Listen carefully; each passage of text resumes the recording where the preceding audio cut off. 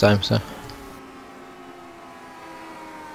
Hello everybody and welcome to the GPVWC Formula Challenge. We're here today for round 12 of the championship, live from Spa-Francorchamps. My name's Liam Jenkins and alongside me today to call the action is Lee Morris. And it's been quite a while since you've been back in the commentary booth, but what better track to return at? Well, I'm sensing a bit of deja vu at the moment, Liam. It feels like I've been here all night, but hopefully this is working this time and you guys can hear us. But yeah, it's been a while and it's good to be back. It's good to be back, and I'm not going to say all the stuff I said before because this might not even be going out. So it's just good to be back at a circuit like Spa. Yeah, it really is. And last race saw some very exciting events at Monza, and also threw up a very unlikely winner as well. And at this stage in the season, 3/4 of the way through, it's kind of now or never for these drivers. They want to get noticed by the teams in the divisions above them. They also want to try and get themselves as high in that championship as they possibly can. So the race is really on for them now, and that pressure starts to build. And a track like Spa, which demands the most out of a driver, pressure and Spa aren't really two words that are going to sit well with a normal driver. Yeah, it's a very unique circuit. It has a very unique layout, two very fast straights, Sector 1, Sector 3 and Sector 2. They're all about downforce and corners. Championship wise, like I say, I haven't been following too much the actual championship series since I stopped doing the commentary for it. I've seen the results obviously and updated myself tonight before the race, but yeah, some very, very high quality drivers in this series, despite the fact that it's the, let's say, the lower series of GPVWC, but the drivers still turn up, and there's really good drivers in this field as well. So the championship's very open in some respects. I mean, obviously Gaxella's got a big lead, but that could come down. Yeah, talking about the standings as well, just quickly taking a look at them. Gaxella, as you say, does have a monster lead. He's built that up since race number 1. 334 points he sits on currently, with Dave Fiddick on 210, 124 adrift. You've got Tom Jacobs in 3rd, Ari Neiman in 4th, Pedro Malim up into P5 with Dawei Tapper, the guy who came in and really did make an impact for himself, sits in P6, Paul Joseph 7th, McNaughton 8th, Herkstra 9th and Matt Clip in P10. But as we turn our attention back to this qualifying session, 5 minutes to go, and again a bit of a shaken up order. We've got Canternan for the Edenis Engineering team, currently sitting on provisional pole position by 0.07 of a second in front of Dawei Tapper. We've got Dave Fiddick 3rd, Adrian McNaughton P6, and at the moment the clouds are looking to kind of stay a bit clear. It's a nice blue sky and something that's become a bit of a rarity at Spa. Yeah, it's been raining through the day in practice. I was joining the server earlier and it was quite damp in some respects, but it's perfectly dry at the moment. Like you say, nice clear blue skies. Plenty of guys improving on the laps as well as we go. They just seem to be getting faster and faster as they go around, so I think this is anyone's pole position, this.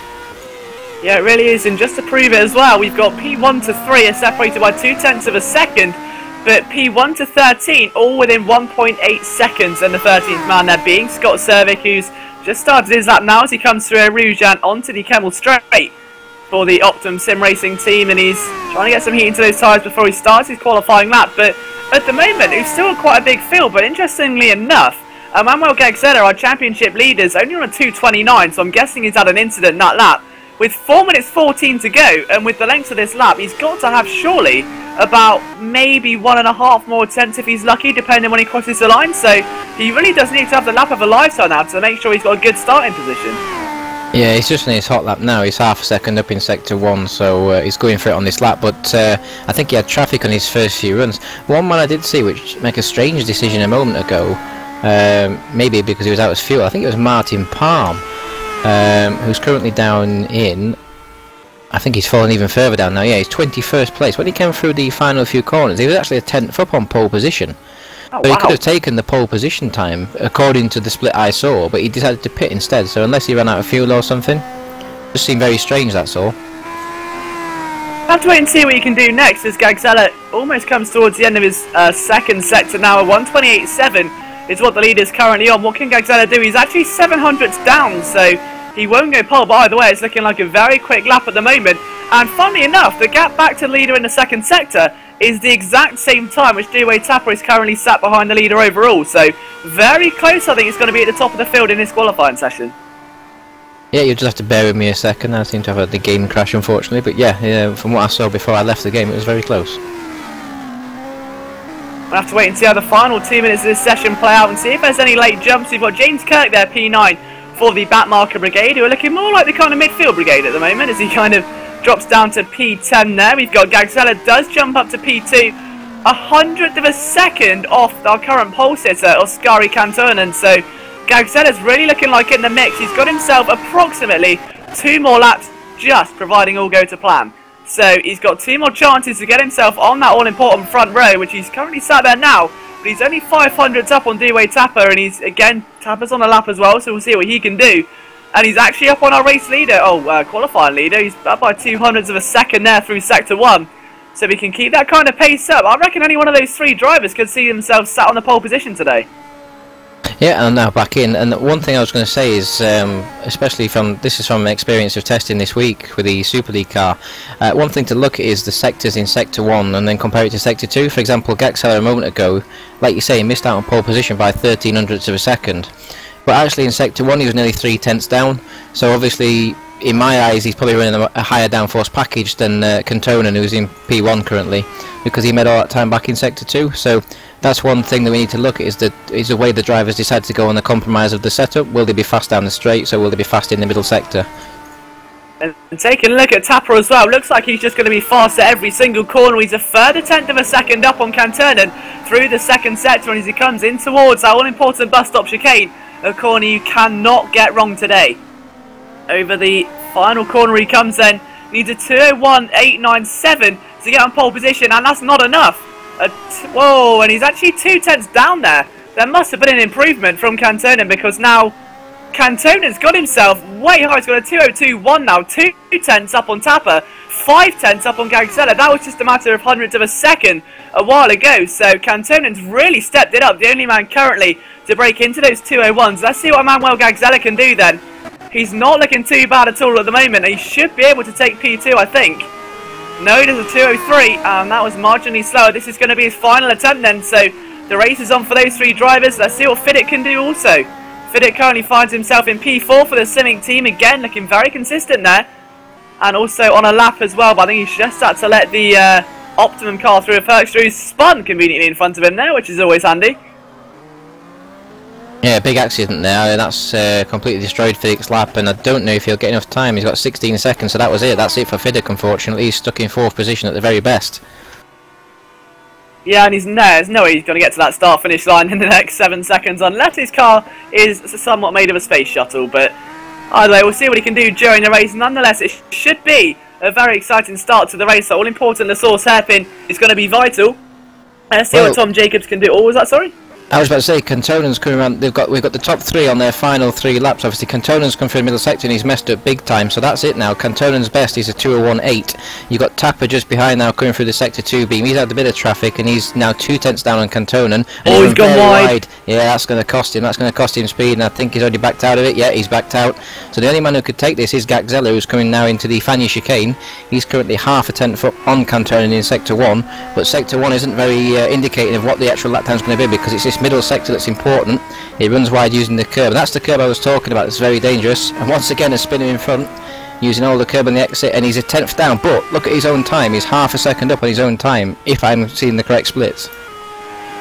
I believe you are. Let's see what Gagzella can do then, and if he's half a second up on his own time, that means he could maybe, just maybe, at least pip Dewey Tapper. So he's going to come through the final couple of corners, flat out through here then, as he accelerates up towards the top of that rev meter, in towards the bus stop chicane. It's now or never then for our current championship leader. He wants to get another pole position added to his collection. He's been making quite a hefty collection. It'll be worth something on eBay in a few years' time. Is this going to be another one? No, it's not.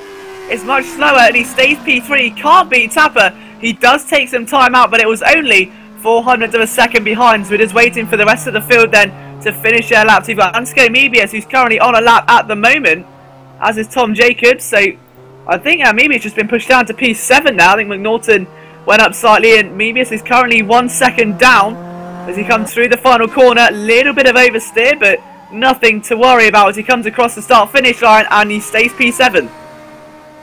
Beautiful looking car that as well, isn't it? It does remind me of a pink Smarty. It's very nice. I was hoping to sit at the front of the grid, so it would be very eye-catching. There's a few strange things that have happened in this session. Like, for example, Martin Palmer. I'm not sure if I was seeing the correct splits, because He's on a 2:04.7, 2.8 seconds off pole, but when I last saw his sector, he was actually up on pole position time, so I presume that was either lag or something, because you'd have expected him to go back out and not just sit in 24th position if he could have taken pole position, so possibly some issues going on there with the live timing. It could be, but if that was in fact true, it'll be interesting to see what he can do during the race. Pedro Mellin is down in P18, so was looking fairly strong in the practice session earlier on, but unfortunately couldn't quite get the qualifying session he needed. But we'll see what he can do from the race. We all know he's a very talented driver for the Multi-21 racing team. We'll see what he can bring during the race, and conveniently as well, if he can keep himself inside that, you know, between P10 and P20, there's no guarantee he might find himself in pole position for race number 2. Yeah, when was that team created, by the way? Because that is an awesome team name, Multi-21. I love that. That's excellent. But yeah, it's lots of drivers down the field who I think could come through. I mean, obviously traffic plays a big part, and Spa, as you alluded to a moment ago, is a very, very long lap. So if you make a mistake on one of your laps, it takes you a good 3 or 4 minutes before you can get another lap in. So it's all about getting one lap in as quick as possible, getting a banker lap in, as Kantonen did quite early on, and then was able to take it further and improve his pole position time. But Gaxella's still looking strong because he's sat in 3rd position, and all his championship rivals are still behind him.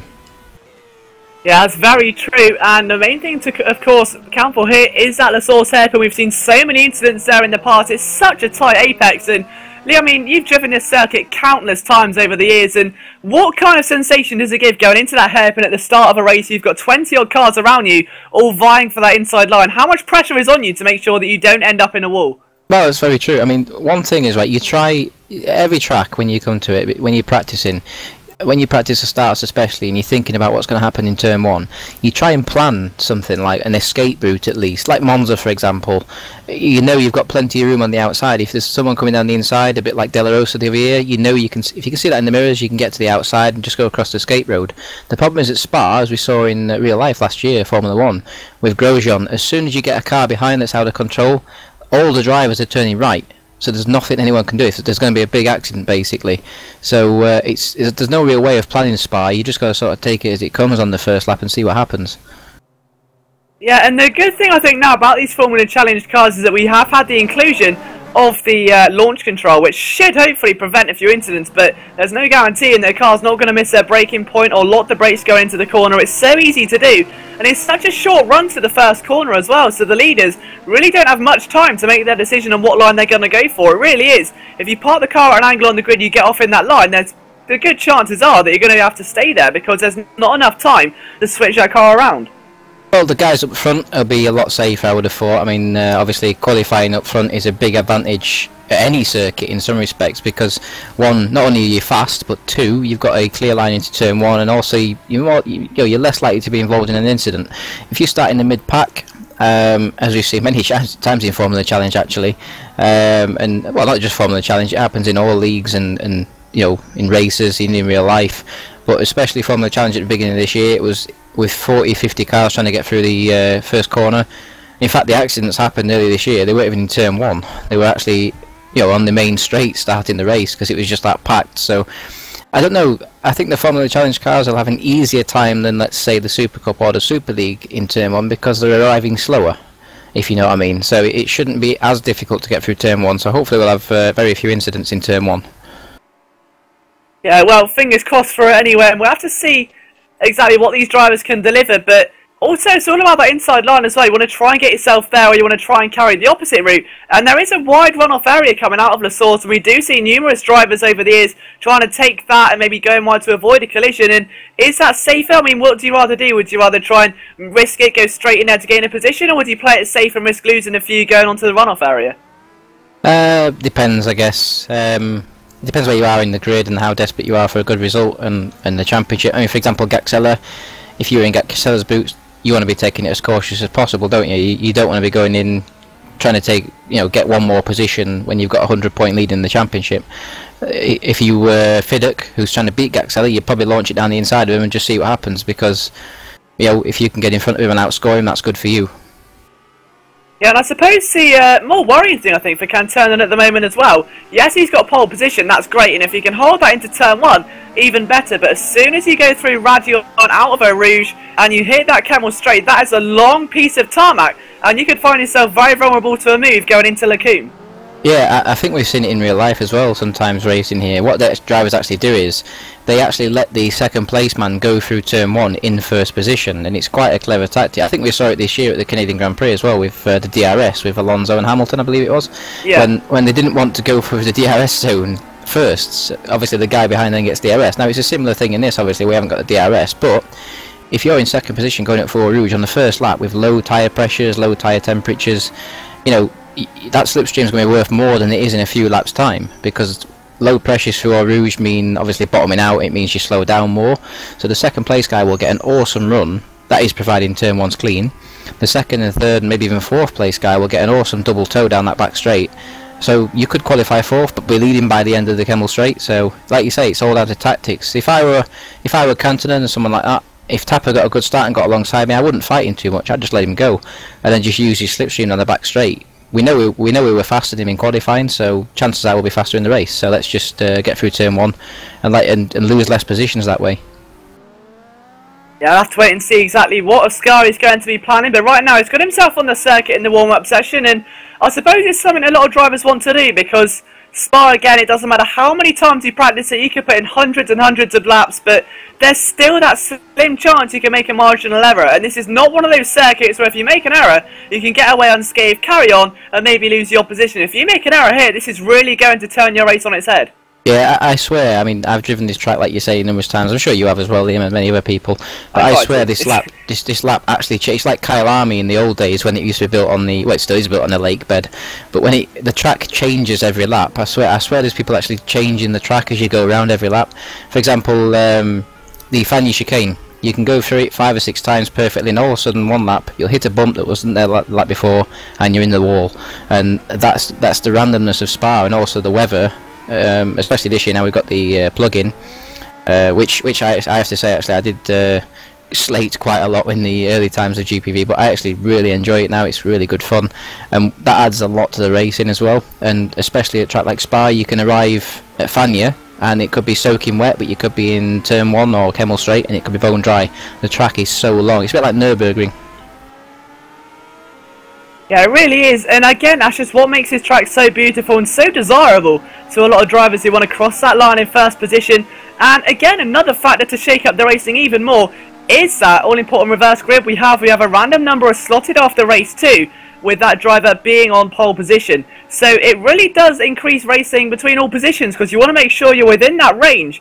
I think it's between 20 and 10, so you want to try and get yourself in that range of positions. You don't want to find yourself, you know, just outside, which means that before, people just race for the points, you know, and we've seen that before. The drivers just go through. If they're not in the points, they won't try as hard, or they'll just try and breeze the car home, and that's it. But with this particular series, I think, the racing's a lot harder because there's a lot more at stake when it comes to race number 2. Yeah, that's a good point, and also it brings up a strategic decision as well. For example, if you're, I mean, let's say you're, I don't know, Cameron Brewster, who's qualified 16th, and if you don't think you can get, I don't think he's qualified 16th actually, I think that's my wrong, but if you're around the 17th, 16th, 17th position area and you don't think you can get much higher in the race, you know, when it comes to the end of race 1, there's about 3 or 4 guys in front of you you could possibly pass. Do you really want to pass them? Because if you start 15th, if you finish 15th, you'll be starting on pole position for race 2, so maybe it's an advantage not to actually pass the guys, just sit behind them, get that pole position for race 2 and maybe take a victory. There really is so many tactics being through these drivers' minds, and also you might see a couple of them pulling over and trying to practice their race start. You know that Spa, again, one of those tracks, as we said already, imperative to get off the line well, because if you do make a bad start, it's not just even the running to the source itself, it's off the line, because there's such little, such a short rundown into turn 1, that if you do make an error coming off the line, or you don't get away as quick as you should have done, it's going to be struggling for you to make it back until you get onto that Kemmel straight. And if you can't quite get that momentum going and going and going, those opportunities slip away, and as you said, that slipstream won't be as valuable as it will be in, you know, 3 or 4 laps time. So a start is imperative here. You need to get off the line well.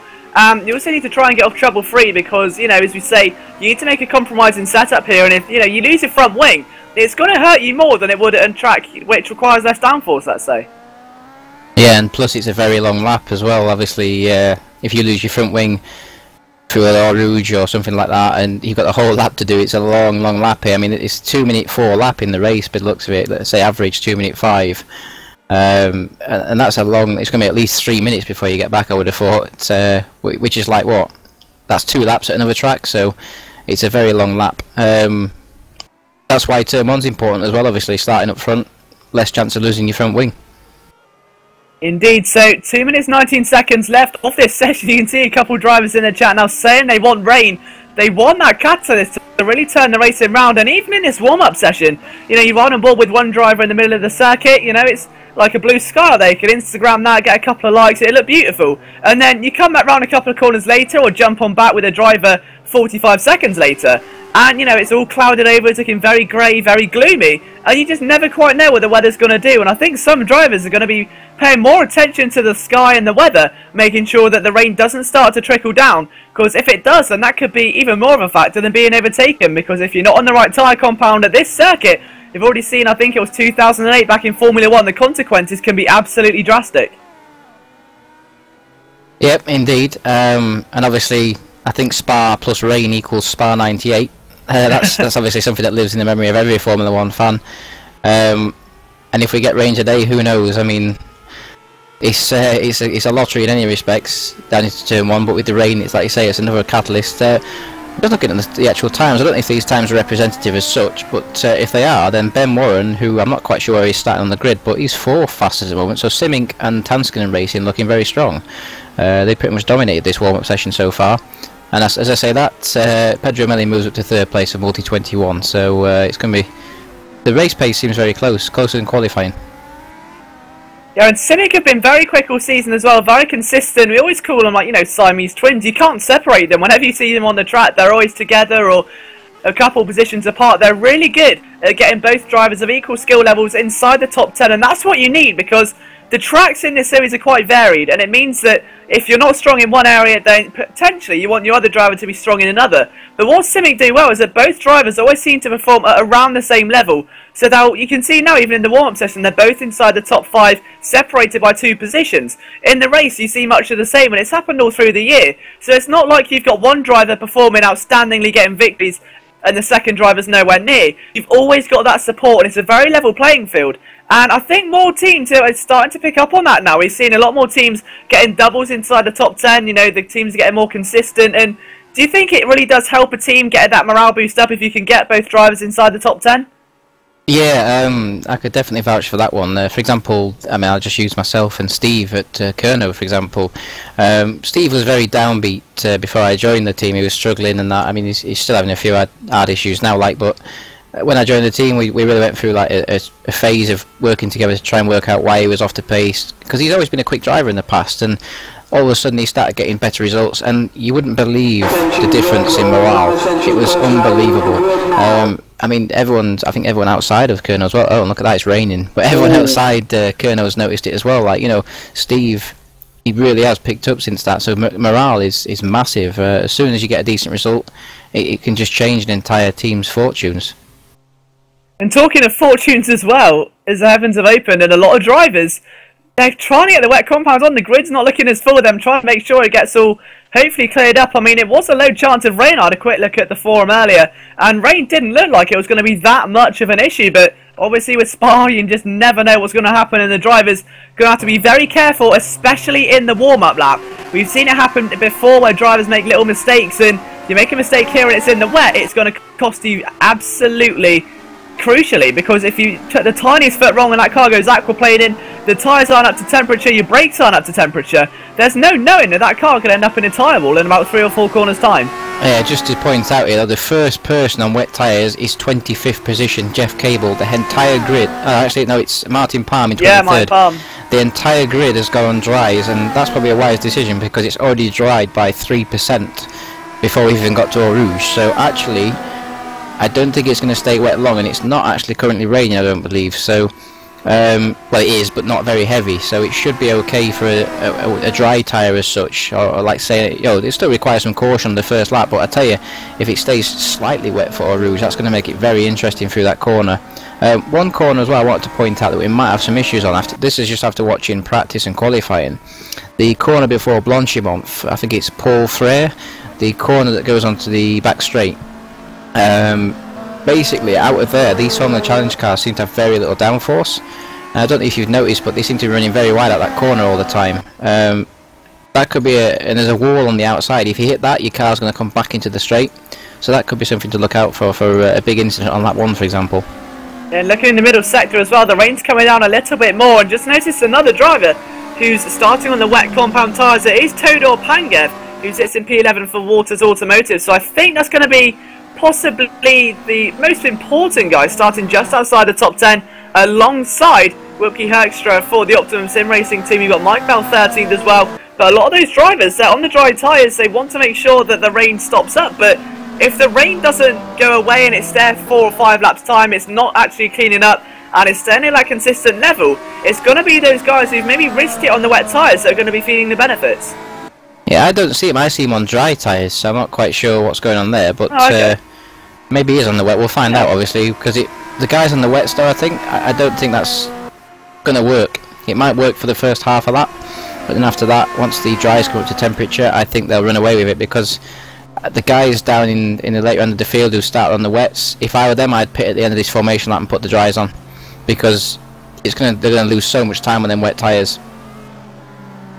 Yeah, only time will tell as the drivers make their way up towards the bus stop chicane. And our race pole sitter for the day, Asari Kantonen, will make his way to the line. Now it's important here to try and bunch up the pack, because such a short pit straight, and it's going to require quite a lot, because as the field come round, it's such a long end to the circuit as well. He needs to try and be sat on that road for the shortest time possible, because already, you know, the tyres won't be at their optimal temperatures. They'll start losing it, especially in the rain as well. And making sure no one's running wide at the final corner. It's all looked fairly tidy now at the moment as they try and sit themselves on their grid spots. I think you've got a front wing at the very, very back of the field. It could be a back marker brigade, I might be wrong. It's I can't say his name, unfortunately. It's Simonis or something like that. I'm not quite sure how you pronounce that one. Being Yorkshire doesn't really help for pronouncing names. I just noticed, yeah, P5's missing on the grid. So that is very intriguing. So the driver's obviously still waiting. Now you've got no time to wait anymore, because the lights are about to come on. We've got 3, we've got 4, we've got 5. Now we feel the adrenaline, and now we feel the racing as Spa Francorchamps in the field charge their way into the source hairpin. Dewey Tapper's had a great start. Gagzella tries to force on through the middle of Kantonen. Kantonen following Lee's advice, just trying to surrender it, get the slipstream back. And as the field shuffle their way through, we've got cars going left, right and centre. Already quite a bit of a difference, but on the run down to Arusha, oh, it's contact at the very back there. Paul Joseph is Spa 98 all over again. Coming down the straight, and it's really easy. Oh my, look at that, that is Spa 98. That is Spa 98.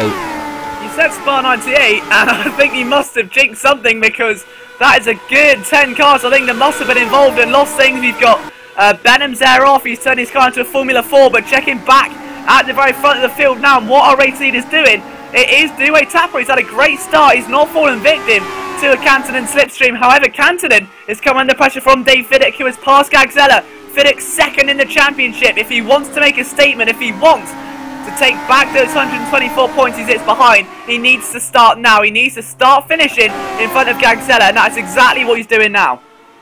From 19th onwards, which is at least half the field, everyone's got a front wing missing. So we've already had half the field a lap down nearly, because Gagzella's off. Apparently Gagzella's he's got an incident there as well. It's Chris Williamson who's hit the back of Ross, but so the cars are dropping like flies. These wet conditions proving absolutely treacherous. So Emmanuel Gagzella, we said Dave Fiddick needs a good result. That could be the catalyst into which he needs, because poor out Emmanuel Gagzella is down in P11. I think, yeah, he's not got any damage, but even so, he's damaged his race. So we've only got 3 retirements thus far. Paul Joseph, Javier de Carvalho and Lars Brugman, who I believe won the race last time in Monza. So unfortunately there for him, his race hasn't turned into the same fortunes, but Dewey Tapper, after another victory here in the Formula Challenge, got himself 1.4 seconds as he heads in towards the end of lap number 1. Yeah, you alluded to the grid, that the fact that someone was missing from the grid. I don't think they actually were. When I was looking through, there was just a massive gap on the right hand side for some reason, and 5th and 6th place were on the left. So all the cars did start up front, they were all there. It was just for some reason there was a big gap. But look at Tapper's lead, 2 seconds at the end of lap 1.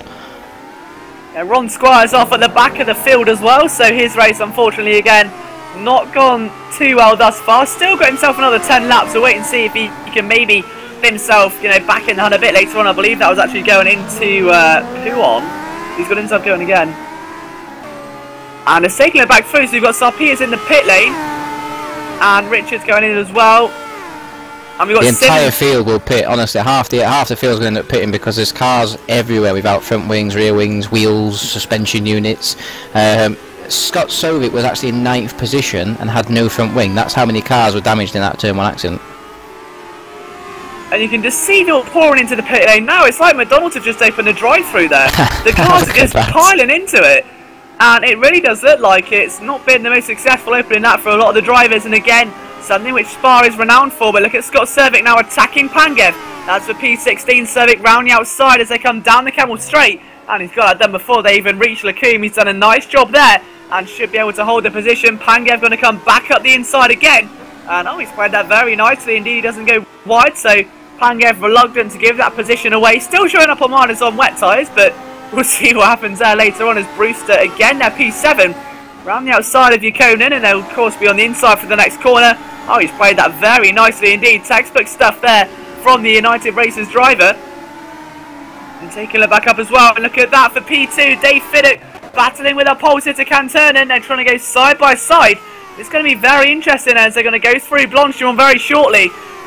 And Fiddick's trying to maintain that ground. He knows he's got a great chance to get some points out of the lead, which Gagzella's got at the moment. Cantonan's trying round the outside of the bus stop chicane. He'll be on the inside for the next corner, but Fiddick slams the door shut with quite some authority there and holds on to his second position. Yeah, Fiddick needs to be careful here battling with Cantonan. Cantonan's got nothing to lose, and this is something that we spoke about 10 minutes ago. Cantonan's going to launch up the inside if he gets a chance. Fiddick needs to be very careful and aware of that because his championship rival is about 14 seconds behind him in 10th position, and Fiddick's up in second. So, whoa! Oh, he's and no, that's got to be a disqualification, surely. Cantonan has been absolutely smashed by a back marker, and it almost ruined Fiddick's race. It's taken off Cantonan's front wing. What was going on there? That was insane. I just caught that at the last second. I tell you, Fiddick was so lucky there, but Cantonan, I mean, what can you say? That's really, he really didn't deserve that at all. That's not nice at all. I think it was Benham, the driver, that hit him. I'll try and see if I can get confident. I think it was Davey Benham. Yeah, he's retired. Davey Benham for Rapid Raptor Racing. Not so rapid. That was looking quite fierce there, unfortunately, for our pole sitter. And you've got to feel sorry for Cantonan. He was just doing, everything he could. There was nowhere else he could position the car through there. That other car was just all over the place. Benham completely lost control. Be interesting to actually see what the outcome of that is after the race. But for now, I think we just got to try and keep an eye on the rest of the field. Ben Warren has actually benefited from that. And you can see he's got himself up to P4, exactly what I was talking about. Two Simic drivers separated by just a Royal Blue racing car of Matt Clip. So again, looking very consistent there, the two purple Simic cars. Tom Jacobs P5, Cantonan's still going in P6, but he's going to go all the way down the order as he pits in as Gagzella's on a recharge back through the field. Tries to go up the inside there of Bracalo. Will be on the outside then as they go back through the family chicane, and Bracalo's able to see it off for now, but I wonder how much longer. It's not exactly the easiest task in the world defending off a championship lead. Oh, okay, I take that back. He's come very wide, and that's been made very easy for him. Yeah, I was just watching what that Benham were doing then. It was strange because he came out the pit lane and he saw the leaders coming. So what he did is he tried to go to the inside and he was looking in his mirrors clearly. If you can see the replay, he was looking in his mirrors, trying to let the leaders pass. But when he looked up, there's a wall in front of him, and he hit that, lost his front wing, and had no control of the car. So he was trying to get out of the way, to be fair to him, but obviously he could have done it slightly better. Yeah. This is good news for Fiddick though, because now he's got no pressure behind him, because Canton's obviously have to pit with no front wing. Fiddick's now got a 7-second gap behind him to Matt Clip in third. Matt Clip in third, excellent job for Royal Blue there, as you say a minute ago, and Ben Warren in fourth. But Fiddick now can have a go at narrowing that gap to Tapper, who is now 4.4 seconds in front on lap 3. Yeah, Tapper really has impressed me this season. He took a great victory earlier on, and he's looking to try and take one today as well. And I tell you what, if I don't see this man in perhaps a Super Cup or the Super League in a few years' time. Gagzella's in the wall at Eau Rouge, he's just spun. My goodness me, and Ricardo's off as well. Ricardo's pirouetting past the Camel Straight. Gagzella's got himself a Formula Ford car temporarily. And this race, and maybe this championship, has been turned on its head. We said Fiddick needs a good result. We said he needs to start taking those points out. And right now, Emmanuel Gagzella is going to have to make an unfortunate journey down to pit road and that's surely going to lose him. It's going to be a definite points finish out the window, but unless he can get his race back on, we're at 27% race distance through. He's still got 8 laps to go. Gagzella will be furious with that. Well, this is insane. I think half the field's just damaged. I mean, Gagzella is still in 10th position, but the rear wing change is going to cost him at least, half a minute, as Matt Clip comes under pressure from Ben Warren for 3rd place. Ben Warren going up the inside into Fanny chicane. Matt Clip cuts him up there and keeps him behind. Good driving from Clip and Warren there. Very safe driving from both. Tapper's pulling away from Fiddick at like a second a sector at the moment. And the reason that happened for Gagzella is he went into Eau Rouge and he's off again in Pool 1. But the rain came down. The rain came down suddenly. It changed by about 4% in one corner, and 2 or 3 cars, as you saw, went through Eau Rouge and had no grip whatsoever. And I was watching Fiddick at the time, and he nearly went off as well. So it was lucky that some didn't go off. And in that, it was a big downpour suddenly. I'll tell you what, we were saying about this rain earlier on. What's impressing me is that somehow the majority of these drivers are still on the slick tyre compound. Dewey Tapper, our race leader, still on the dry tyres. Fiddick, you got Matt Clip, Ben Warren, Tom Jacobs, all the way back down the field. Even Bracalo until he had a bit of a scuff, unfortunately, with Gagzella. Dave Simmons as well on the dry tyres. None of these drivers are risking going in for the wet tyres. They want the weather to clear up. But thinking from Fiddick's perspective, if the drivers behind him keep dropping at the rate they do, I don't see why he can't risk getting in. I mean, Squires, yeah. Yeah, Ron Squire needs to be careful. But if the rain keeps coming down, we take a look at the current degrees at the moment. It's still predicted conditions of raining, so it doesn't look like it's going to take off anytime soon. But we'll wait and see if it keeps coming down harder and harder, and it's going to be really a case of who's the perfect driver in the wet, who can maybe kind of tame their car, make sure it doesn't start stepping out. Because the thing is, you know, these wet conditions, I hate them because I can't control the car with wet tyres. God knows how these drivers are controlling them when they're on the dry tyre compound. This is so professional by all of them, because I mean, me personally, I've tried this mod a couple of times with the dry tyres, and it's so hard to just get the car around in the wet conditions. So God knows how these cars really are doing it right now. Yeah, I think the race director needs to take a look at Ron Squire, because he's lagging really badly across the track. He's just nearly wiped out about 3 cars in the middle sector, so hopefully that gets looked into. He's probably taken off into the forest, I think. Now he's decided to go into the... Oh no, he's completely gone. Yep. Hopefully, because that was really bad lag there. I think about 3 or 4 cars lost about 10 seconds trying to get past him there, but that was quite fun to watch. But anyway, the reason they don't want to change to the wets is because there's a crossover point with this. It's the only downside in some respects to this RFE plugin, is the fact that when it rains, it's got to get to say a 20%, something like that, before you put the wet tyres on. Otherwise, they just overheat madly. So it's better to be on the dry tyre. So it's very strange in some respects. It adds good racing, but that's the only downside, is that I think that the crossover point should be less in some respects, if you know what I mean. So it doesn't have to rain as heavy before you go onto the wet tyres, because you see cars going around at the moment in very wet conditions actually. It's like nearly 10% wet track, and well, there's not really a dry line, is there, in some respects? But yeah, Grant Evans off, he's in the wall! Sorry to cut you off, he just overtook.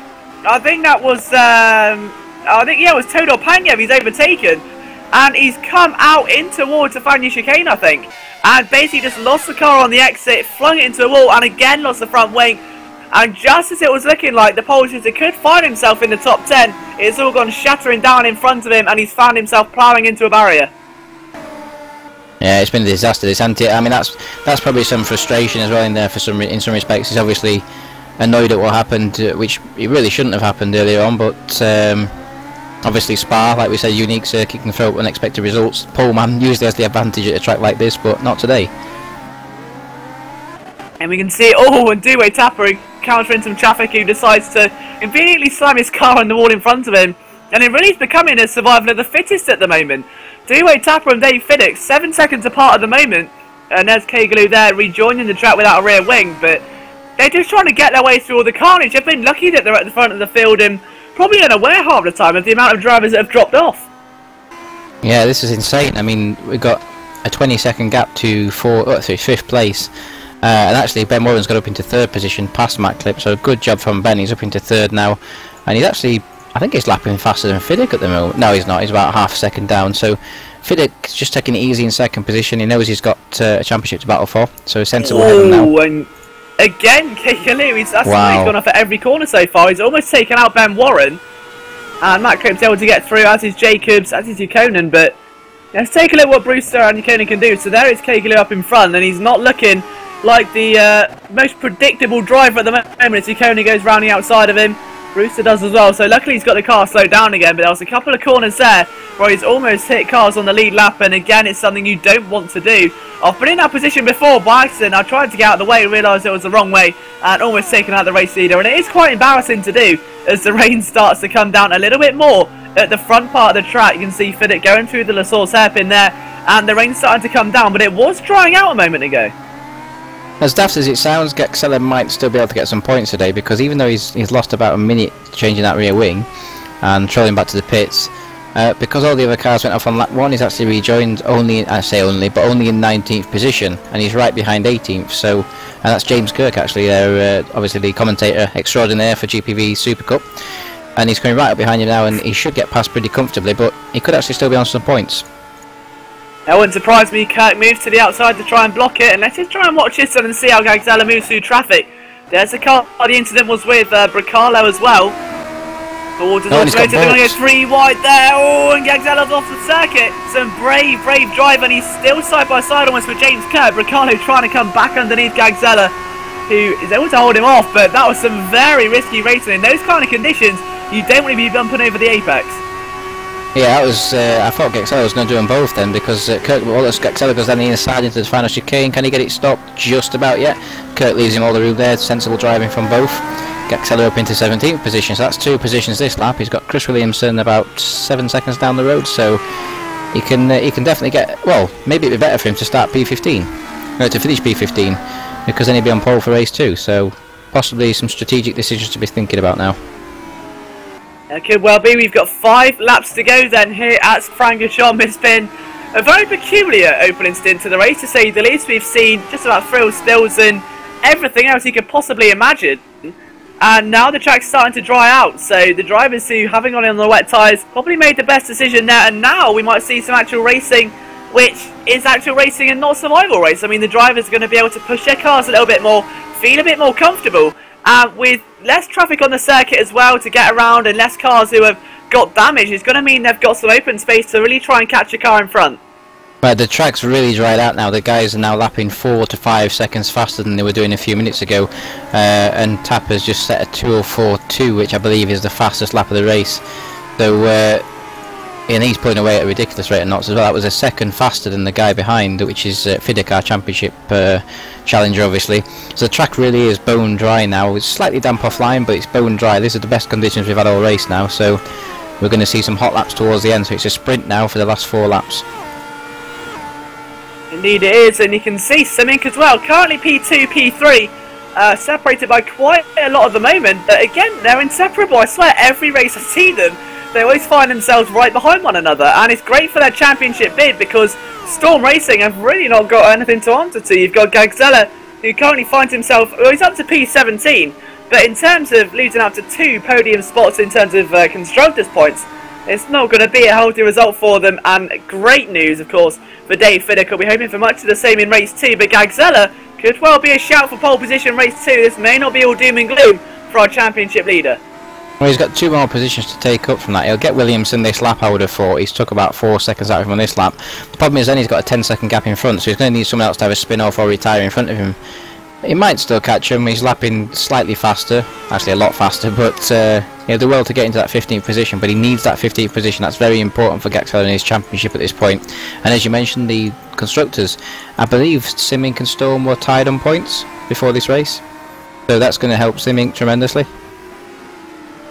Yeah, it is indeed, and as we say, I mean, I think it would be a great result here for Simic today. They need to obviously try and get as many points as they possibly can. The 2 teams, I believe, were separated by 10 points. I'm not sure if that was up to date or no, but it seems that Simic are in front by 10 with Storm on 451. As the rain starts to come back down, so Spa really is having a field day like this. Do you think there's just a guy, you know, behind the scenes pressing the rain button on and off and closing his eyes, and he's having a bit of fun with it? He's really toying with the drivers today, because they're having a very tricky race and mastering these cars through these conditions. There's no telling what's going to happen next. It just really is an ongoing fairy tale, and there's just so many good guys, so many bad guys, and every possible problem in between for some of them.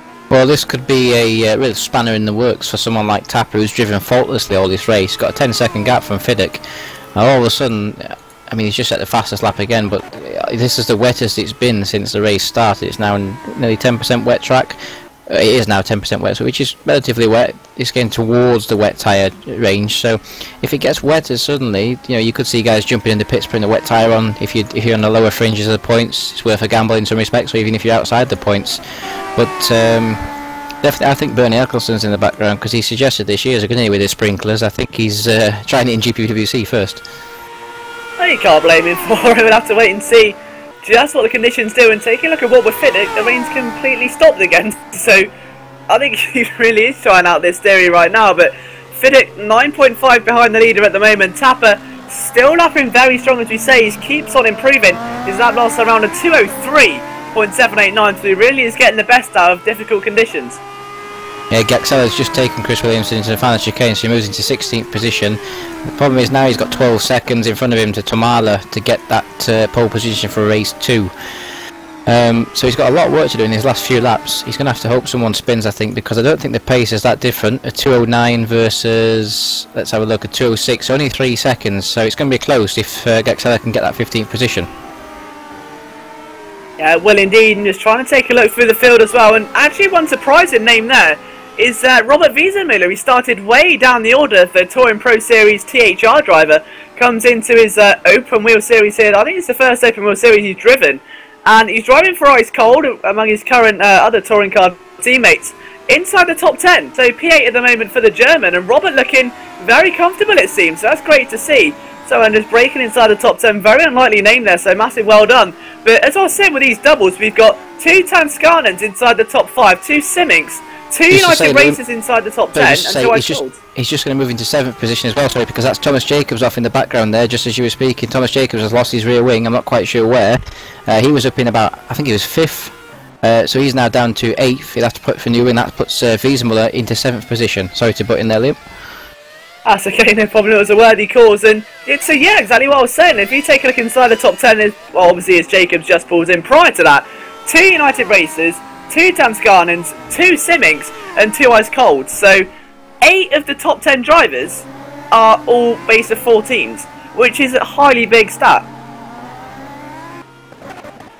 Yeah, and this is going to help Gaxella, because Gaxella is going to jump up to 15th now. With Jacobs having to pit, this is going to help Gaxella into that 15th position that he needs for race 2. So Jacobs with his crash, but he's also benefited the championship lead. Well, yeah, the current championship leader. So good day for Gaxella in some respects. Yeah, it really is. And Fiddick's lost a further 3 tenths. Unfortunately, they're back to do a Tapper and Warren 24 seconds adrift. Matt Clip only a couple of seconds behind there. So interesting to see if that Royal Blue can maybe catch a Simmick before the race is out. We've still got a couple of laps left here as the rain starts to trickle down again. Oh no, and it stops just as I said that. So again, the wizardry of the weather.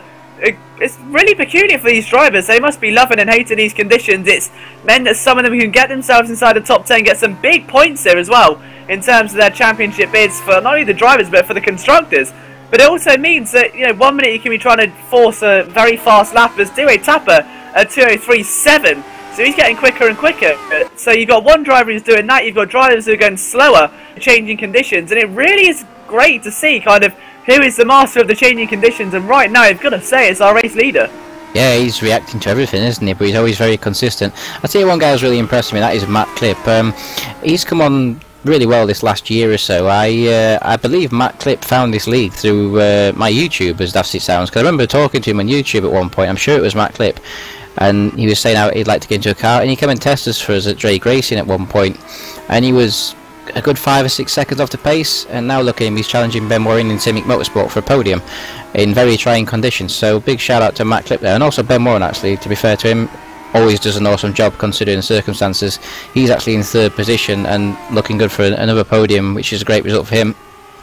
Dave Simmons is off in the final corner, and so unfortunately for Dave, it's not been the best race for him. He'll get himself going again. I don't think he'll lose a position now. Actually does, he misses out there to Mike Bell. But Ben Warren again, he's been faster and faster this season. He's moved to Simmick a few races back now, and again he just keeps making an impression for himself. It's been great to see him rise through the ranks here today. He's always been inside that top 10, and as we approach the final lap, Tapper's about halfway round. He's just going in towards the final few corners right now, and you've got to be said that there's no more man deserving than, you know, to take the race victory, can you? I mean, well, Gagzella reacting there with a 2:03.6 for the fastest lap, but he's not going to be that man on the podium here today. He will not be the man taking a win in the first race here at Spa. Tapper was the man who couldn't quite get pole position. He's stuck onto P2 for the delightful lap 1, and he's just never looked back since. He's kind of rode off into the sunset, and since then never really looked back. So Tapper comes in towards the bus stop chicane now then, and he's going to add another GPVWC victory to his name. Dewey Tapper comes across the line, a winner here in a very tricky Spa-Francorchamps. He'll be delighted with that one, and you cannot really ask for more than that. Let's just see how the rest of the field line up then. So Dave Fiddick is going to come across the line for P2. So again, massive shout out to Dave Fiddick there. That's going to be very big for his championship here today. He needed a good result. He ran in second all race, and when Gagzella dropped off, that really was the perfect run for him. Ben Warren makes it 2 Simics on the podium. So again, great result there for Simic. And then Matt Clip finishes in P4 in front of Mikko Jakinen in 5th place for the second of the Tanskanen Racing team. So good job there by Mikko. Then Cameron Brewster for P6 for the United Racers team as he passes Hoekstra out of the way. Then we've got P7 for Visa Müller, followed by his teammate who's going to beat Mike Bell. But what a race that was to open up the double header weekend here. You're going to be looking at P13 here because Simon Smith trying to hold off Tumawala and Gexella. Gexella's trying to get by. Tumawala's already got past him. Gexella now nips up the inside of Simon Smith. That Mark Ribery going backwards, unfortunately, but Gexella is taking the positions. He's not just sitting in 15th position. He's trying to take Tumawala now, coming into the final chicane, and he's going to do it quite comfortably, I think. You know, he's going to try into Blanchimont. This is brave. This is brave. It's all about damage limitation as well. Oh, look at that, very close. Tamala gives him the room and Gexella keeps his foot in there, but Tamala's coming back though. Tamala's coming back down the inside. This is a championship lead. He's going to try and have a go at... Oh, and he hits him at the back. Tamala gets it wrong at the break, and that lets Simon Smith back up the inside. Can Simon Smith take advantage of that? I think they're going to finish as they are on screen. Gexella up to 12th in the end then, so someone else has been off. James, who's been off in that last lap? Try and take a look, but that was really damage limitation to the max there for Gagzella. He needed to minimise the damage that Dave Fiddick has done to that lead. This championship, I don't think, is by no means over. We've still got ourselves another 5 or 6 races after this, so Gagzella really does have to fight hard for this now if Fiddick keeps achieving results like he does, as the rest of the field make their way across the start-finish line now. Just wait and see for official confirmation. It's quite a, well, it's a small number of retirements considering Bar 98 rerun we saw. It's only John Hick and Demetrius Tsianamis, Ron Squire, Riku Sarpia, Davey Benham, of course, who was in that big incident there with Cantonen earlier on during the race. We've got Paul Joseph, De Carvalho and Lars Bruckmann. So considering the size of the field we've had today and the amount of front wings we saw flying around, that's a very, very small attrition rate. Yeah, I just want to try and work out who gave up position on the last lap, because Gexella's suddenly in 12th. That should have been 13th, so I'm not quite sure who else he passed on that final lap, but I don't see anyone outstanding who would have been in front of him. But anyway, yeah, awesome race. And we had Spa 98 at the start, we had Spa 2008 at the middle. It was brilliant. So with changing conditions, obviously great fun, and a deserved winner in Dewey Tapper. Yeah, indeed it was, and they'll be absolutely thrilled with that. So we're going to quickly skip in towards this warm down session, I like to call it, after this race. We've got ourselves 10 minutes now for the drivers to get themselves to recuperate themselves, and you know, it's not obviously as long as some of the other circuits on the calendar in terms of the amount of laps you have to do, but in terms of what is needed to drive a good lap of Spa, as you say, it's 2 minutes 5 seconds a lap almost, and it really does take a lot out of the driver. There is barely any time to breathe for them. There's no time to relax, no time to cool down. So they'll just want to right now take a quick breather, get themselves settled down, recap on what must have been a very tense 15-20 minutes or so for them. So may even get a chance to hear from a few of the drivers. So we'll see who pops around in TeamSpeak. But I mean, if there been a particular driver that stood out for you during that weekend there? Well, obviously Tapper, our race winner, was the standout driver in that. He drove superb from the start to lap 2, lap 3. He just drove within himself and then took the win deservedly. But I definitely think that the podium was a standout, and Ben Warren, for me, I think was the driver of that race. Yeah, I think I would definitely have to say one of the swimming drivers, but I think overall it's got to be Mr. Tapper. I mean, that was an absolutely phenomenal result to come through all of that. He didn't start on pole position, but he got himself cut underneath and really did make the most of the conditions to bring home a victory. So 10 minutes then before we get ourselves in towards race number 2, and that's the best part of this Formula Challenge. Not just one race, we've got 2, so really cannot get enough of the action here today. And we'll just try and wait and see if we've got an interview with a couple of drivers. Okay, so I believe we've got John Hicken with us today. And John, unfortunately your race didn't go to plan this weekend, did it? Well, no, I didn't expect it to be honest, on the race 1, turn 1. I think everyone on the whole needs a lot of improvement with starts, because, you know, how many issues have we had with race starts so far this season? It seems like every race I could have finished in points bar 3 or 4 where I've made some mistakes myself. Second race at Monza, first race at Canada, you know, I put my hands up, they were all my mistakes. But I think a lot of other races are down to other people's mistakes, and I think a lot of these drivers, they need to pull over and evaluate their own performances and really think, you know, is this right for me? When they're 10 seconds behind the pace in quali, parking on the racing line when you're coming up behind them in quali, parking on the racing line in the race when there's a blue flag, and, you know, causing wrecks every race on T1. It's really frustrating, because I feel I could have got decent points for a lot more races had it not been for stupid incidents from other drivers who really, I think, don't deserve to be in races if they're like that. Yeah, and I suppose that, you know, Spa's always going to be one of those circuits which really do demand the most out of the driver, and the changing conditions really didn't help that. Do you think that going into race 2 there'll be a different approach from a lot of the drivers considering the events at the race start earlier on? Well, with race 2, I'm quite glad I had a little incident there, because I'd rather start from the back if there's going to be stupid incidents and multi-car pileups again.